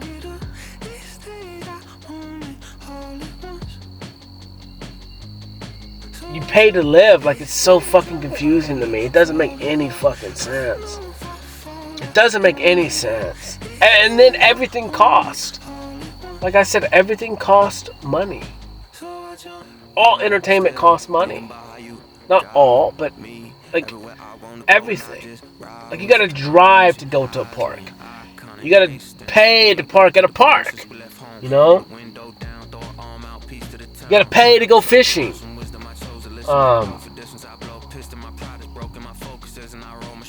You gotta pay to go hunting. Like, everything costs fucking money to exist. And it's like, it doesn't make any sense to me. Now, I get it. Because everything's wrapped in the society of money. So it's like, what? Like, how would we even change the demographic of how everything works? Like, you have to change the whole system itself. Ultimately, to make it better. And you could do that, but you alone, it's going to be very, very hard. You're going to have to create these communities or systems where each other help each other to succeed like that, to live that way, where the responsibility is spread out over many for the community. And then the way we can, like, stick it to the man because we have power in numbers. And, you know, like, think about it. Think about if you had a society or a community of 20 families, which would be 40 adults, right? That put their money together. Like, how much money would that be? Like, millions of dollars. And who knows? Maybe not. Maybe $1 million a year or something like that. Which, you know, maybe the upfront cost of that community, you know, housing and stuff like that. But in time, like, it would pay for itself, and then you would just start stacking money because you would learn this, that, and you would help each other out, and you would, you know, you wouldn't have to pay this, pay that, pay all these middlemen to exist, and then you have more time, your family would be taken care of. Like, it would just make sense to me, where you could just kind of beat the system, but you would have to do it as a community, and where you put everything together, but you had to whittle down your conveniences and find out what was important. You know, less entertainment that costs money, less, you know, no TV, no all this extra bullshit, or maybe you could have TV, but, you know, you don't have to, you know, your clothes are all the same, everything's simple. I don't know, man, it's very hard to explain it, because, like, for me, like, it makes sense, but, you just have to be with like-minded people that would want to live that lifestyle. Because when I look at things, I look at things, and the biggest issue with America is options. You know, in third world countries, they don't have as many options. They have to fucking survive. Here, we have options after options after options. That's why, and no one's ever fucking satisfied, because you see another option. You get this new thing, and then there's a new one. One that's better. One that's shinier. One that's smaller. One that's bigger. And it's like, how could you ever even be appreciative of anything if every time you got something, which I can, but I don't get anything. I don't get new stuff. I don't give a fuck. But that my idea of things have changed, you know. It doesn't mean I don't want cool things. It doesn't mean I don't want a new truck. It doesn't mean I don't want a house. It doesn't mean I need a fucking new bed. It doesn't, you know, I'm not saying none of this shit. I appreciate what I got. And then I understand, like, what I'm what's important to me.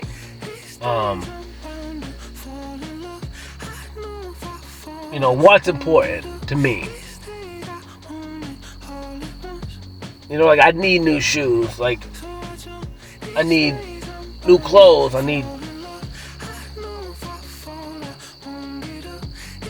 stuff.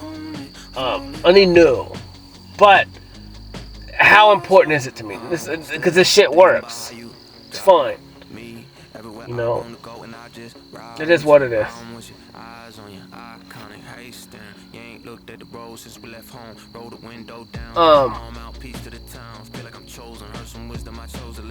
Yeah, I mean, you just justify your life and know what is important.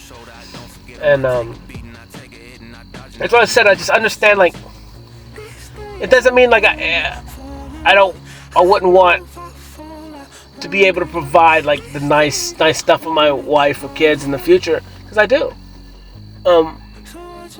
But it doesn't mean we need everything. It doesn't mean we need all the newest shit or the nicest this or the nicest that. The stuff is good enough. Like what's the difference? Not much. There's just never, a $20,000 car or an $80,000 car. Like what's the difference? $60,000, that's the difference. I can do a lot with $60,000. So it's like, what's really important? And that's just kind of like where you gotta, but then again, that's what I'm saying. Like, I'd rather have $60,000 more dollars where I could go on $60,000 worth of food or trips with my family or experiences. And that's one thing, is like I didn't really have, when you grow up with a little bit less than, you don't understand money like other people understand money. Where, like I had a buddy who he married a family and then they had more money than what he came from, right? And he's got money now, but he was like, man, it was so weird when they were going on vacation all the fucking time. Like, multiple times a year, and it's like, we never did. And, but he's like, I didn't understand the concept of experience. And that money, you use money to get experience. That's just like for the people who have money. So same thing with me. Is like I knew money kind of paid for you to go do things, right, on vacation. So we just didn't have it, so we didn't go on that many, And then when I got older, and I just really didn't. The way that my money worked always was like I just made money. And whatever, but I didn't understand the concept of experience, like money and experience. But then again, now it's different too, because like, but what experience do you want? I can spend gas money and sleep in the fucking woods, and I'm gonna have fucking fun for $100 instead of go spend $10,000 at Disneyland. Fuck it, I'd rather be out in nature. So like, it depends, and then you would just need a partner to kind of cater to that.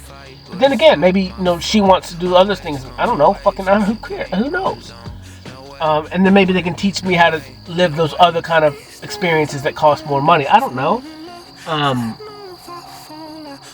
Because I want to learn her ways too. I want to go do what she likes to do. Because that's gonna, bring me out of my comfort zone. And it's not that I even have a comfort zone anymore, because I don't. Like everything just is. It's not comfortable or not comfortable. I just am. And it's just fun for me. Everything is fun. Everything is a challenge. Everything is a lesson.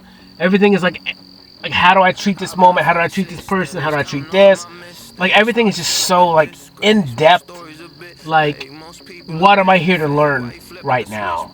Because whatever it is that I'm learning right now is supposed to be for later, right? Or, and if I don't learn it now, then I'm gonna have to see whatever it is the lesson that I'm supposed to learn right now again. And fuck that, man. I don't want to learn that shit twice. I don't want to go through it twice anymore, or 100 times, or a fucking lifetime. Like, because you kind of look back and you're like, man, everything in my life is exactly the way it is. Therefore, everything was learned exactly when it was supposed to.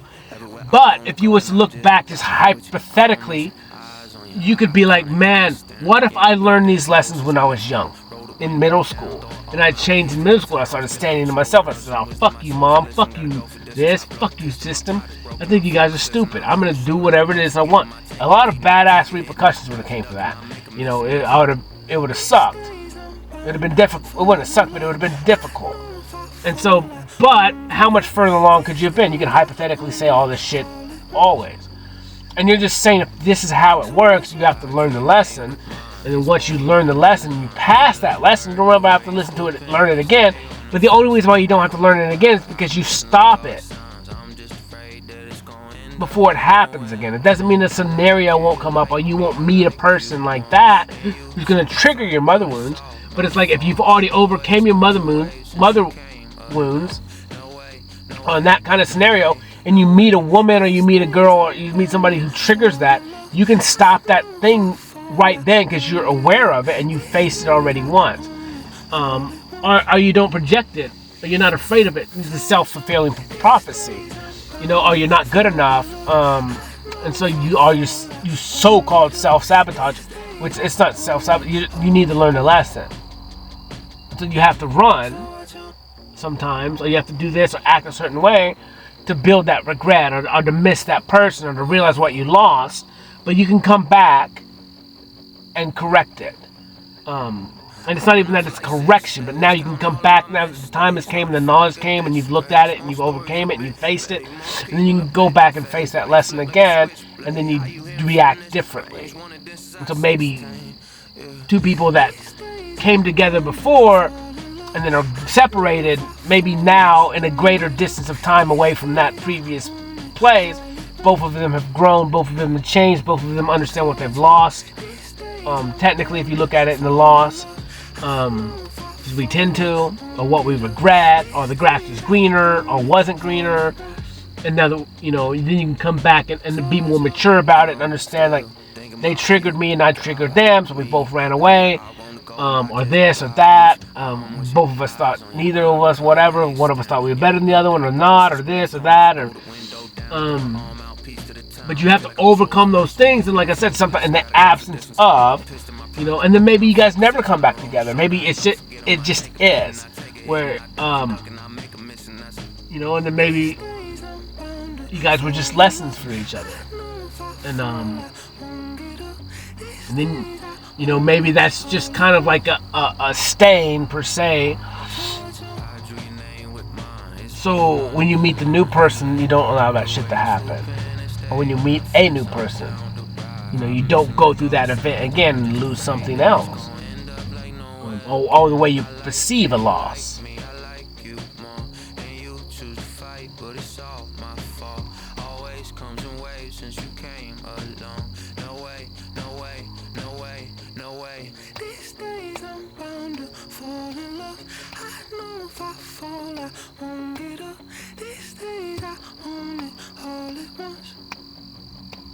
I really enjoy talking, like, so much. Like, so much.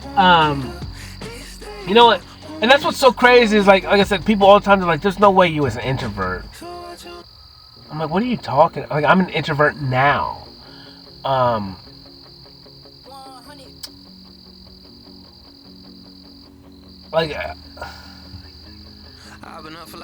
And it's not even that I'm an introvert. I'm literally studying you.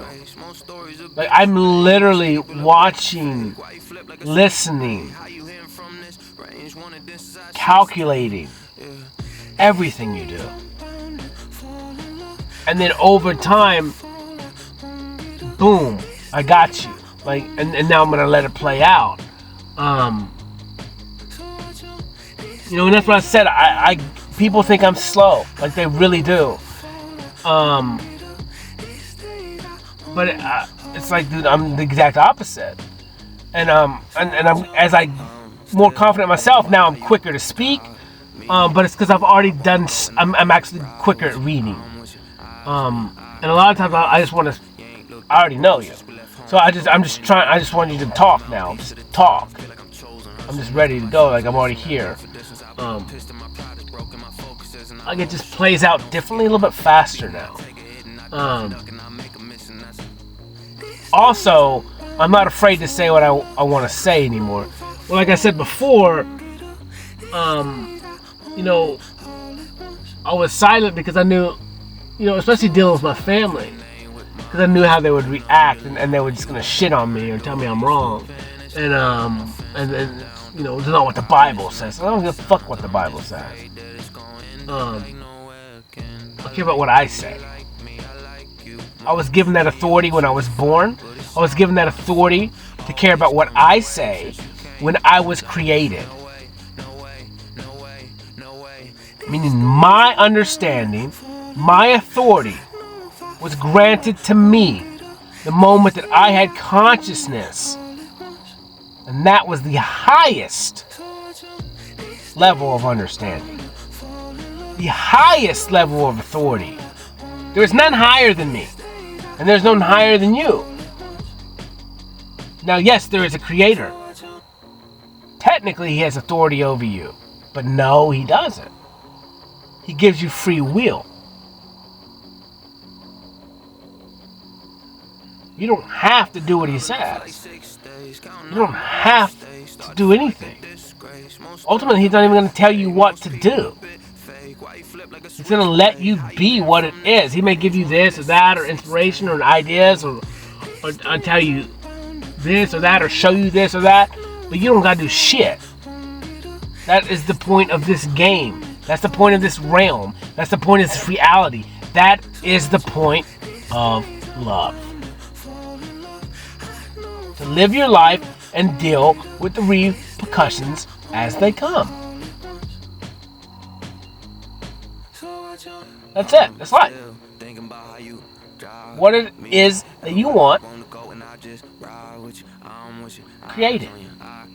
There are real repercussions to everything, every decision. It's not good, it's not bad, it just is. The goal is to be as happy as fucking possible. But in order to be happy, you actually had to be the opposite. So you have to fail, you gotta mess up, you gotta make mistakes, because that's how you learn.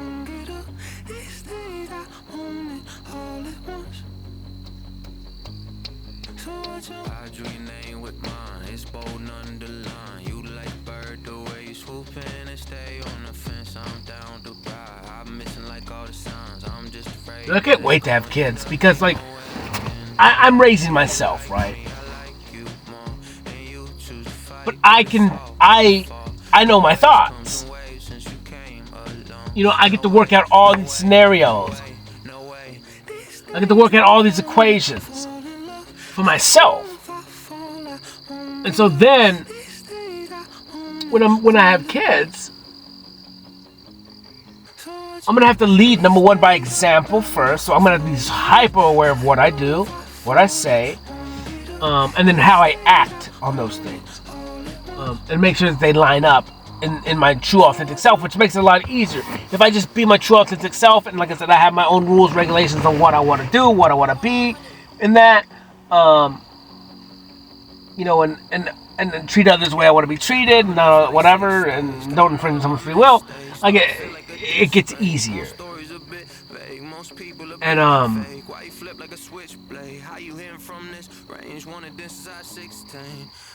so then to be a third party, to be an outside influence, and then be controlling me, my consciousness, my awareness, my presence, my actions, a certain way, and then speaking, and then watching how my kids react to that, how they learn from that, and then having to kind of tweak myself for each one. Because each one's going to be different. Each sex is going to be different. They're going to read things differently. They're going to think differently. And then like that equation for me, or those equations for me, and all those problems for me, just seem like fucking fire. Because it's like, I have to be the best me. And so depending on how I live my life is what they're gonna mimic. Or they're gonna learn from. I'm gonna be the biggest influence, right? And so like you gotta get that shit right. Because like you look at your life and you're like, it took me 37 years to even question that shit. That's how fucked up I was. That's how wrong it was taught to me. That's how wrong it was shown to me. So it's like, if I can start from day one with my kids and let them be free, let them learn on their own, let them scrape their knees on their own, let them get hurt on their own, but in a, without devastation or letting them, go crazy with it or do some really craziness, but teach them the what and how they should act, and then let them kind of live within that.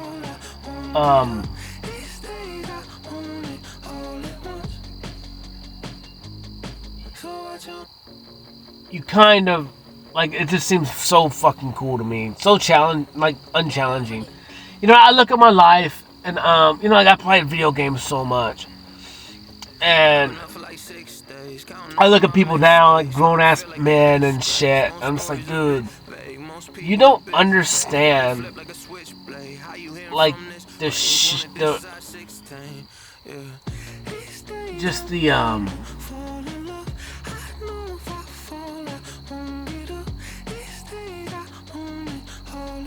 man, I don't know. I don't want to judge anybody on that, but like, to me, it'd be the same thing. I don't have kids though.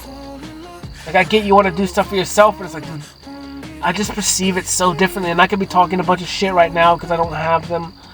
But it's like, still thinking about how you drive me everywhere I want to go, and I just ride with you. I'm with you. I guess maybe just because like I look at it now, it's like how much time I didn't get with, right? I didn't get attention from, and I look back at my life and I'm trying to think about my mom, and whatever, our relationship was regular, wasn't good, it wasn't bad, it just was. But now I'm starting to look at that and kind of break it down into time, attention, and focus, understanding, and then what type of time, attention, and focus I was getting from her. We tend to argue a lot, butt heads a lot. I see differently on everything.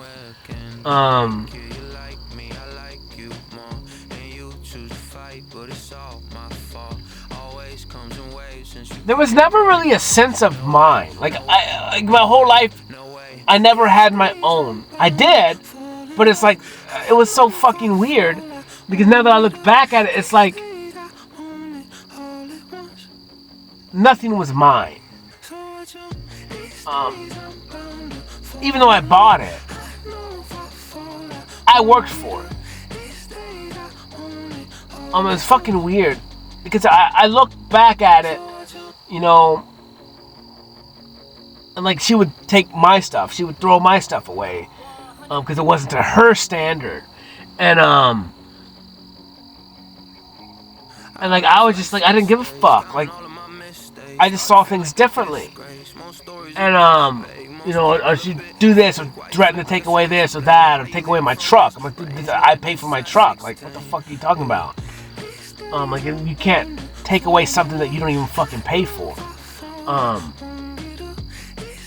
Like, I just perceive things so differently, and it's like, it was just like there was never a sense of anything that was mine.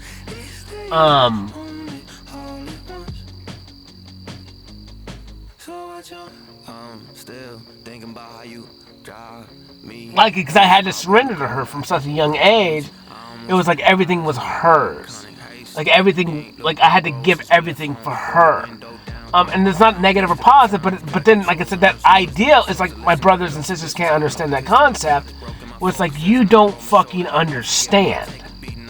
It's almost like an entitlement, where they were entitled. And this sounds real negative, but it's not. It's not in the sense. It's just two different perspectives. One is, and then one was like I owed. I can't really explain it.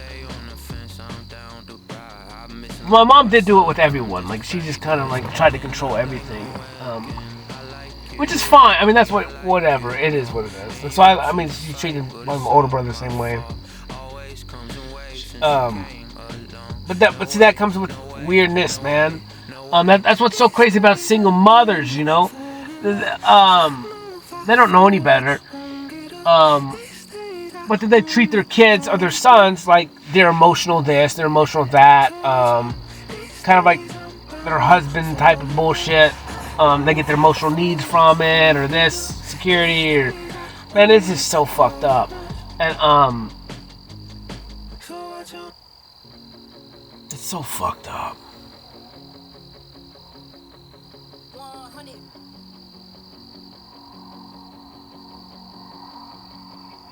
You know, and then you see the same thing in religion. And I've talked about this before. Where the single moms look at Jesus or God or all this crazy weird shit like in a almost a romantic, like a husband. They put the same kind of like influence, like they're their husband, or treat them like a husband, or security, safety, and it's like, dude, this is so fucking weird. Like, that is such a weird idea, because it's like, when you really think about it, like, that's fucking make-believe. Like, that's fucking crazy. If you guys perceive me as being crazy, I am literally doing the same shit you're doing.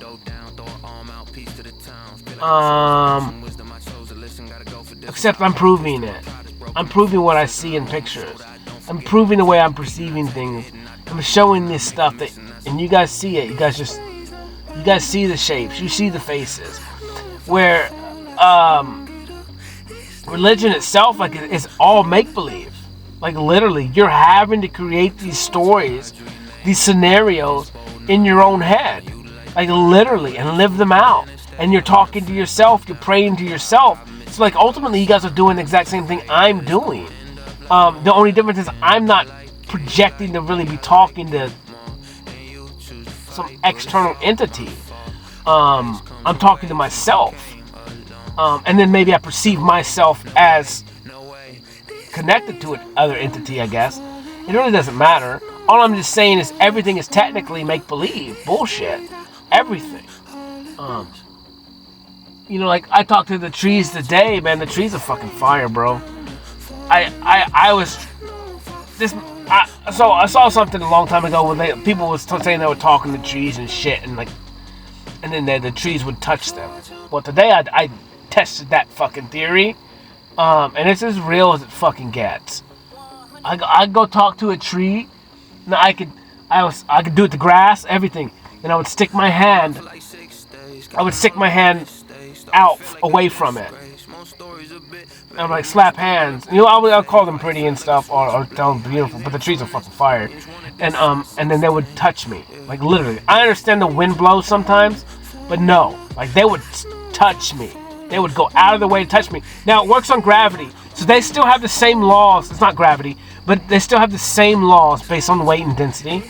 And then strength or whatever potential energy that they have within themselves. Because they're still restricted by the same rules and regulations that we are, as far as mass, and then it takes this and this energy, potential energy, to move things. And so that's kind of what I was doing today. I went to the woods, and then I ended up just talking. My headphones went off. There was an owl or something, and I shut my music off and my headphones off, which never happens. And then I just started walking through the mud and the muck, and just started talking to these trees. Because I love nature. Like, it does hear me. I feel them. And so I was testing the theory, where I believe that the trees are alive. But then today I was like, let's test this. And so I tested it over and over and over again in different ways, and then just kept talking. And I channel things. So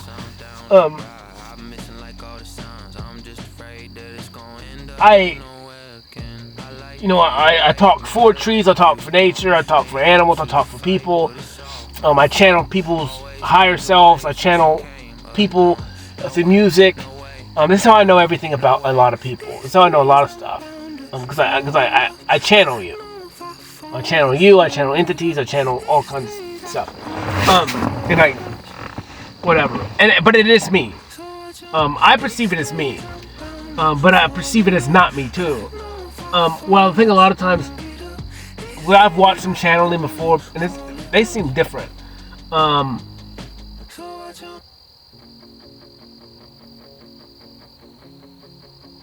Because it's all me.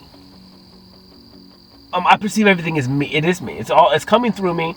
It is what it is. I know the difference. I know when I'm talking. I know when somebody else is talking. But it's always me. It's always me first.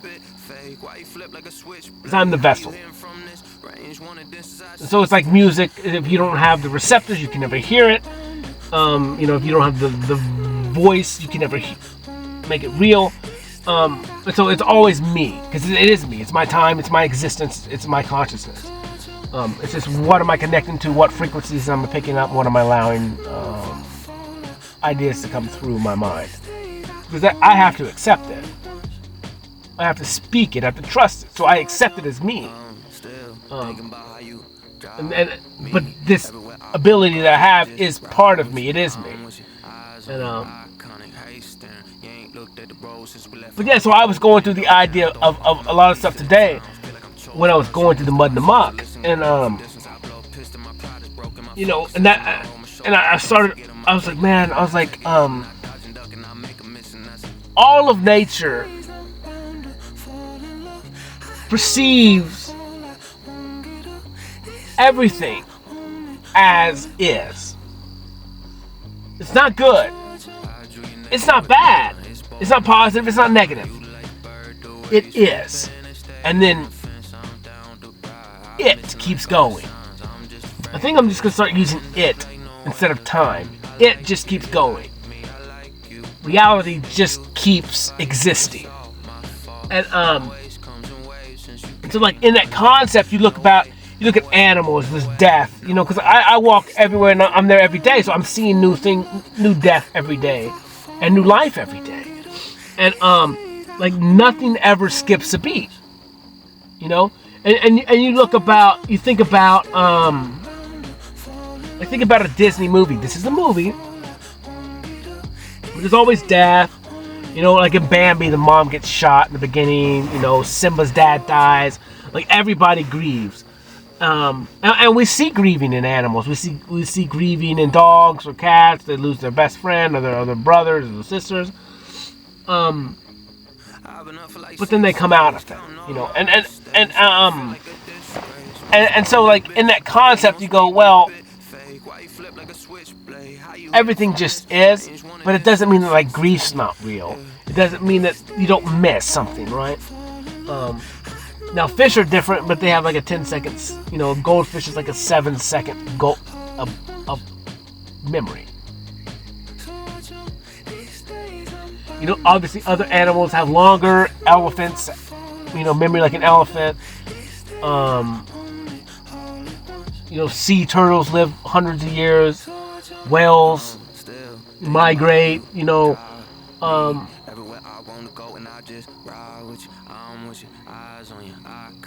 I guess mammals maybe just remember things differently. But it's like everything just is, right? Like it's not good, it's not bad. Grieving is what it is. But grieving is not good and grieving is not bad. It's just an emotion. It's just like a loss of. But like even in the fact of a loss of, it's not good or bad. It's the cycle of life. But then when you look at the human aspect of it, like we perceive stuff as good and bad. And when we do that, that dictates a lot of things. Where it's like, maybe, I like to learn. I tend to perceive things as is now. Where yes, the repercussions could be negative or positive, depending on how you look at it. But I don't even tend to look at that anymore. I just look at it as like, what is the lesson? What is the lesson? What is the lesson? Because it's like, when you look at something like that, you don't get hung up in the negative or positive. You do in a quick aspect where it's like, if it's positive, then you want to do it again. If it's negative, you don't want to do it again, right? So that's just a term of like, if you like it or you don't like it. Did it benefit you or did it hurt you? Or did it set you back? I hate to say set you back. Did it hurt you? Was it? But see, then again, like, it's not negative, man. It is negative in one concept, but it's not a big concept to me.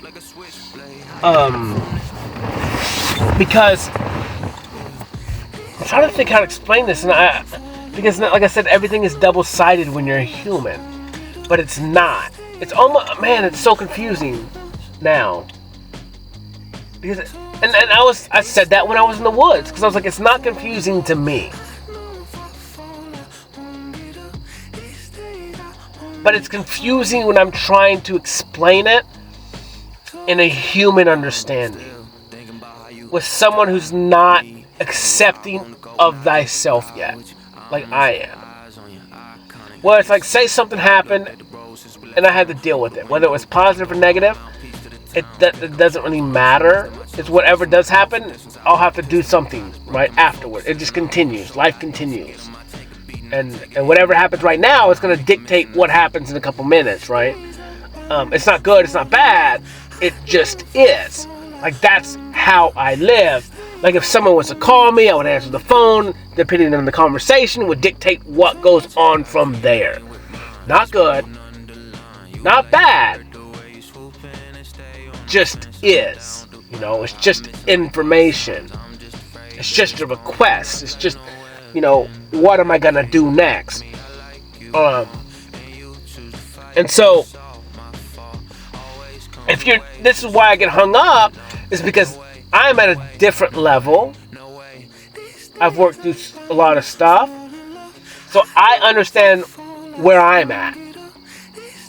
But then, like I said, it sounds, you know, I have to dumb myself down, or maybe it's a lower level understanding of existence, to try and like speak this stuff so someone who hasn't gone through or given as much time as I have to myself, and trust thyself as much as I trust thyself, but only because I give myself time, attention, and focus, to understand these concepts, or to even allow them to be a pinpoint in the existence of your map or your brain in this, you know, time of now. Because a lot of the stuff that I would say is like, people be like, that's stupid, it doesn't make any sense. It's like, well, it does make sense if you perceive and are aware of everything that I'm aware of.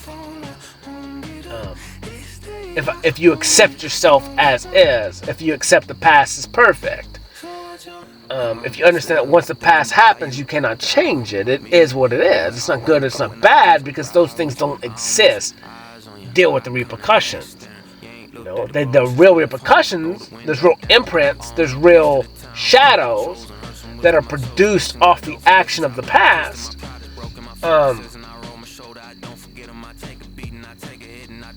There's real record, right? There's real, but it's like, it just is. And like I said, and then the comparison comes up, or the, you know, people judging you for the way that you was before, and then now they don't like you because you stand in your power, or you don't cater to them, or you don't listen to their bullshit, you don't let them talk bad to you anymore, you don't let them abuse you, you don't let them manipulate you, you don't let them use money, hold money over your head, or all this stuff. Now you're self-sufficient, and now you're not looking for them for all your needs or desires, or, and so like, it's just, it's crazy, man. And then you look at it where it's like, yeah, and then your life becomes less people in it, because you going so fast, you're changing, you're somebody who's different, and then they get hung up on the past version of you, and then they become jealous of you, or they can't believe that you did it, or they perceive to see you as the old version of you when you're something new. And they're old. They're stuck in the past. And you're this new creature that you chose to be because you decided to give yourself time, attention, and focus. And you have self-respect now, and you're not going to let people use and abuse you. But they're going to try. They're going to call you than what you used to be. They're going to look at you in those eyes. And so the best thing for you to do is just say, fuck them. Literally. And just leave them. Because if they're going to treat you like that, if they're going to treat you negatively, if they're going to look down on you, they're going to do it anyways. Fuck them. They're not worth your time. They're not worth your attention. They're not worth your focus. Leave them in the past. Let the dead bury the dead. And you go be alive. That's what that concept means.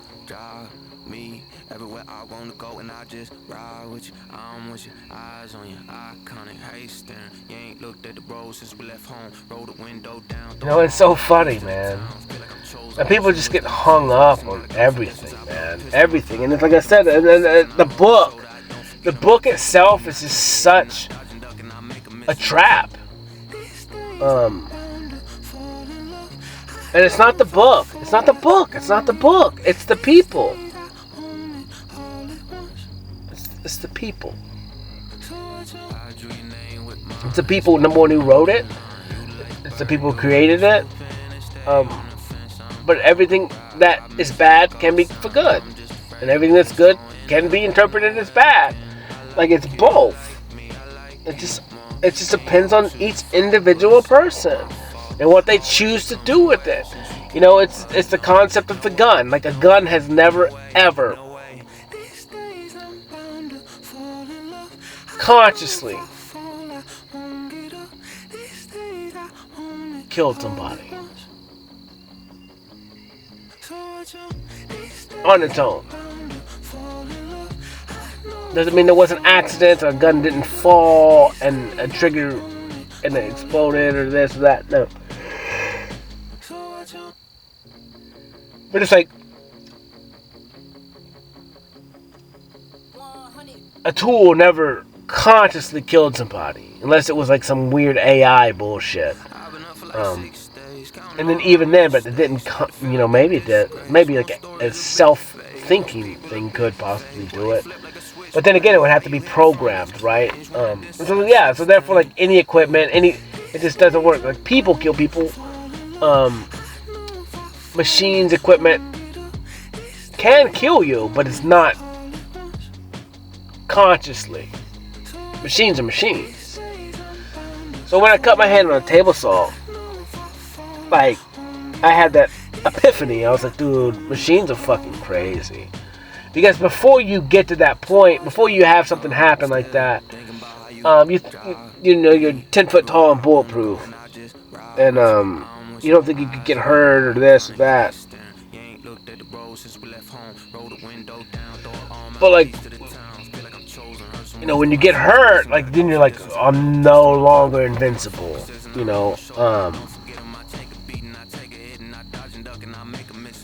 And so you start to perceive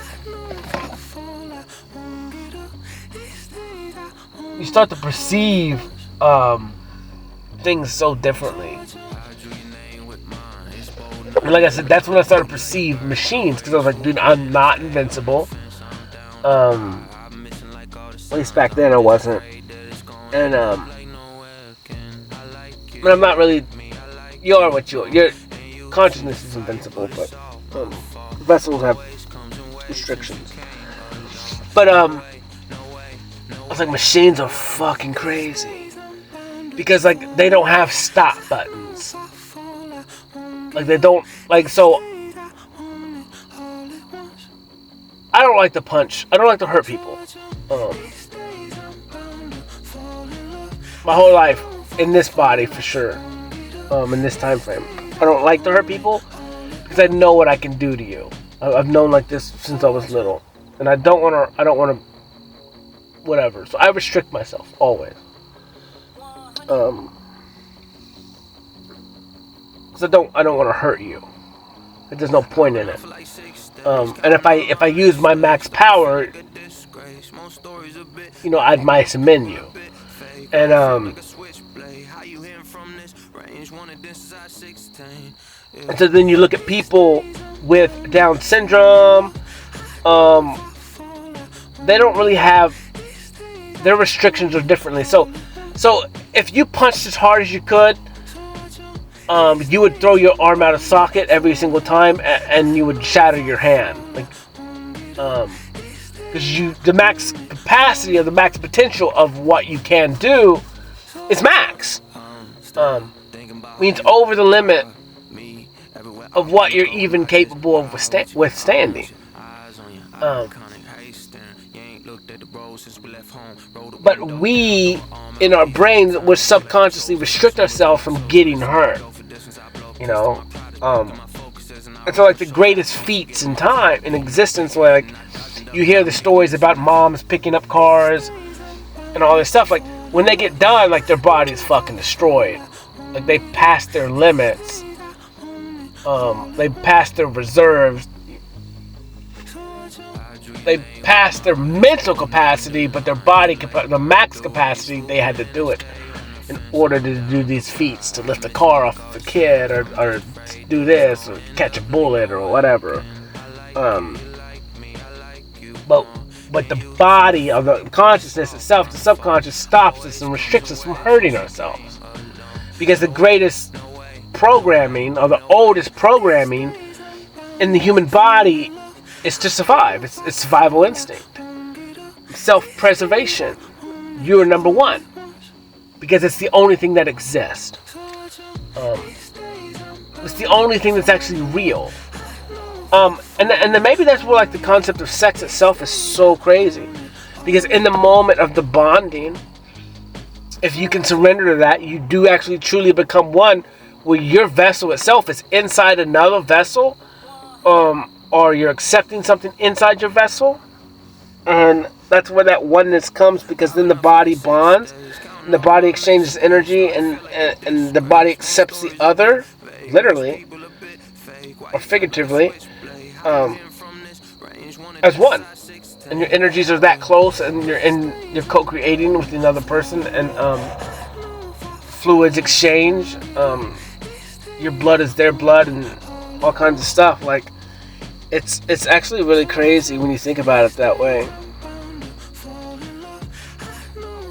So you got to be kind of. That's what I'm saying. That's what this concept of sex itself is not a joke.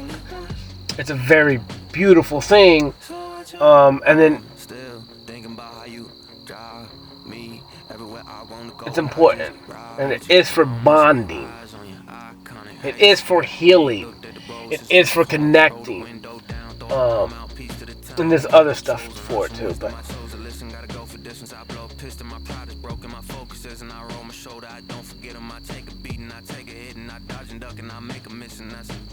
These days I'm bound to fall in love. I know if I fall, I won't get up. These days I want it all at once. This song makes me happy. Jump. Nick D.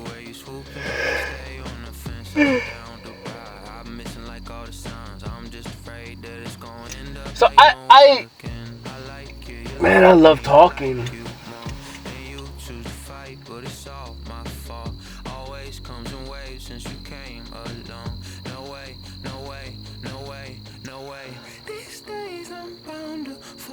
I gotta do some stuff, and then I gotta go. I gotta do some stuff, and I gotta get on the ball. But I gotta go. I gotta go away from here. And like I said, my tires been restricting me of that, right? Because they're not. So I gotta get tires. I gotta get tires. I appreciate tires. Appreciate it. You know, and a lot of times I talk about gifts and stuff not receiving. Send me everything. I don't give a fuck. I can receive now, like, but I've done the work, you know, and that's a lot of it. It's the self-reflection, the amount of time. Like, I deserve whatever it is that I get. Like, did the work. I did the time. I overcame this. I overcame that. I overcame everything. Like, I literally, now I can accept, because I did work for it. It doesn't mean that some of the stuff's not freely given to you. But what I'm saying is, you got to learn the concept of that first. Like, you have to still do shit and overcome it and write it and learn it and understand why. And then once you do everything like that, then you can truly appreciate a free will gift. You know. And it's not that the work that you did for yourself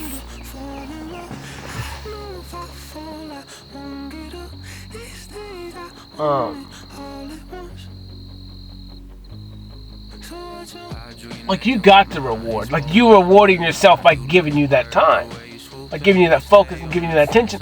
Like, it's really hard to explain it. It's like, it's not even a reward. It's not a reward system. And that's what the reward system never made sense to me. It's like, it's a gift that I can give to myself by loving myself, by giving myself time, by giving myself attention, by giving myself focus. Because no one in my lifetime has done that for me, in a big scale, in a decent scale, in a literal scale, really. Because, like, even like, you look at your mom,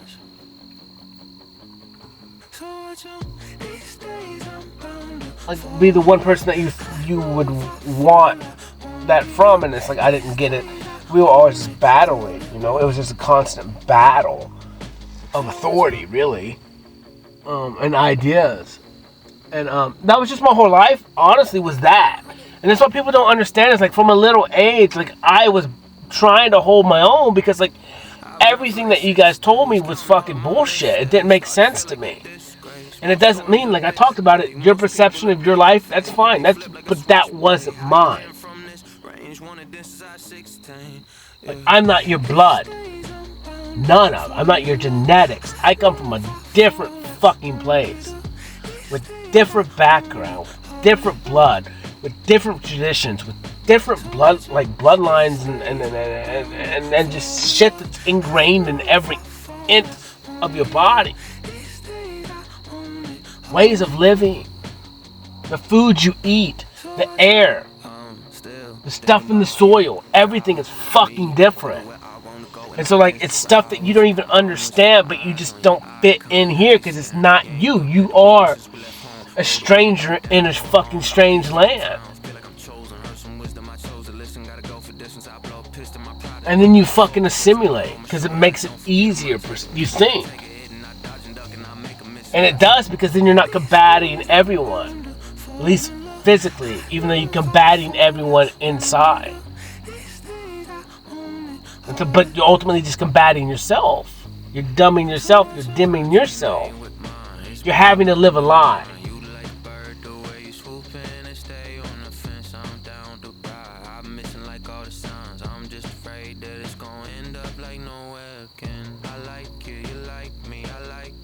And then so you just build that resentment. I think that's where the anger comes from. That, you know, when I had it. Because, like I said, and you kind of come out of it. You think you're at the place, and then you know, you're here today, and you look back and you're like, man, it's like the anger, the hate, and anything is like, it was all for thyself. Because I was running from me, because that's what I was told I was wrong. In every scenario, whatever it was that I felt was fucking wrong. Whatever it is that I did was fucking wrong. Whatever it is that I believed was fucking wrong. Whatever I am just existing was fucking wrong. And that's just, I had to deny all of it.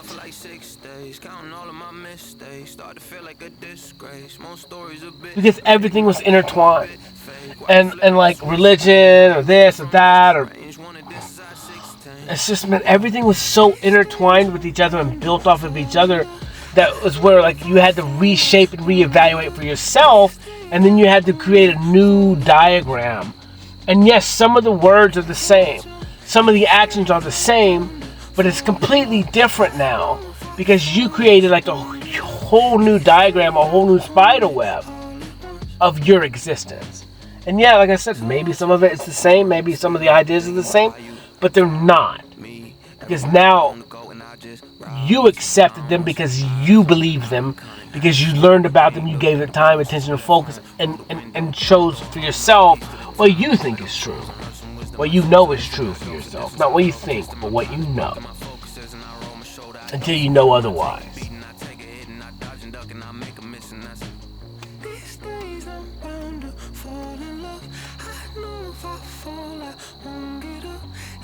You know, that's what's so crazy. Is like, I mean, yeah, I think a lot of times I talk, and it seems like I do talk in absolutes.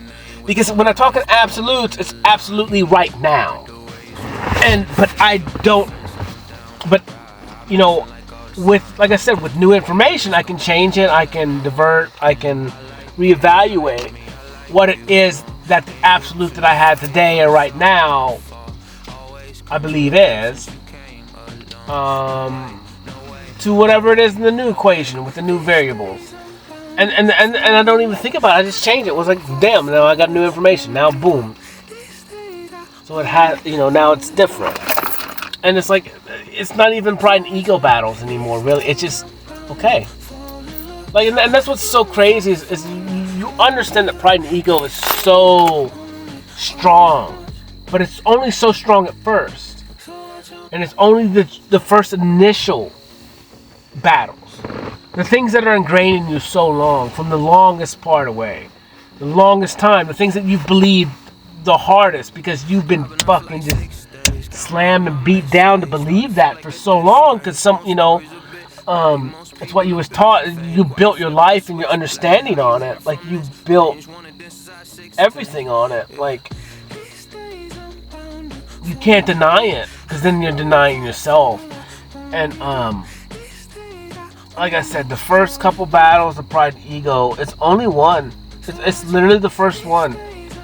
Everything after that, if you're willing, and if you're honest and you're true about growing and loving yourself and becoming happy, it's just the first one.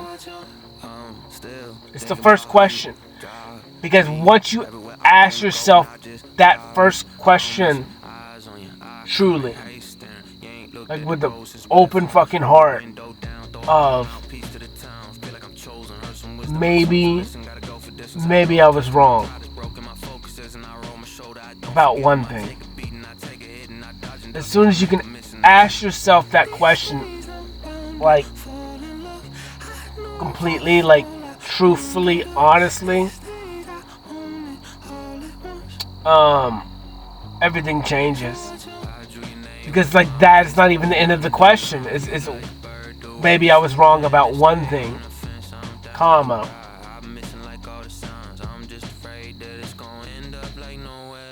Fuck. Maybe I'm wrong about everything. Maybe I'm wrong about everything. And then you go fucking figure that shit out. I holla. Love y'all. Peace.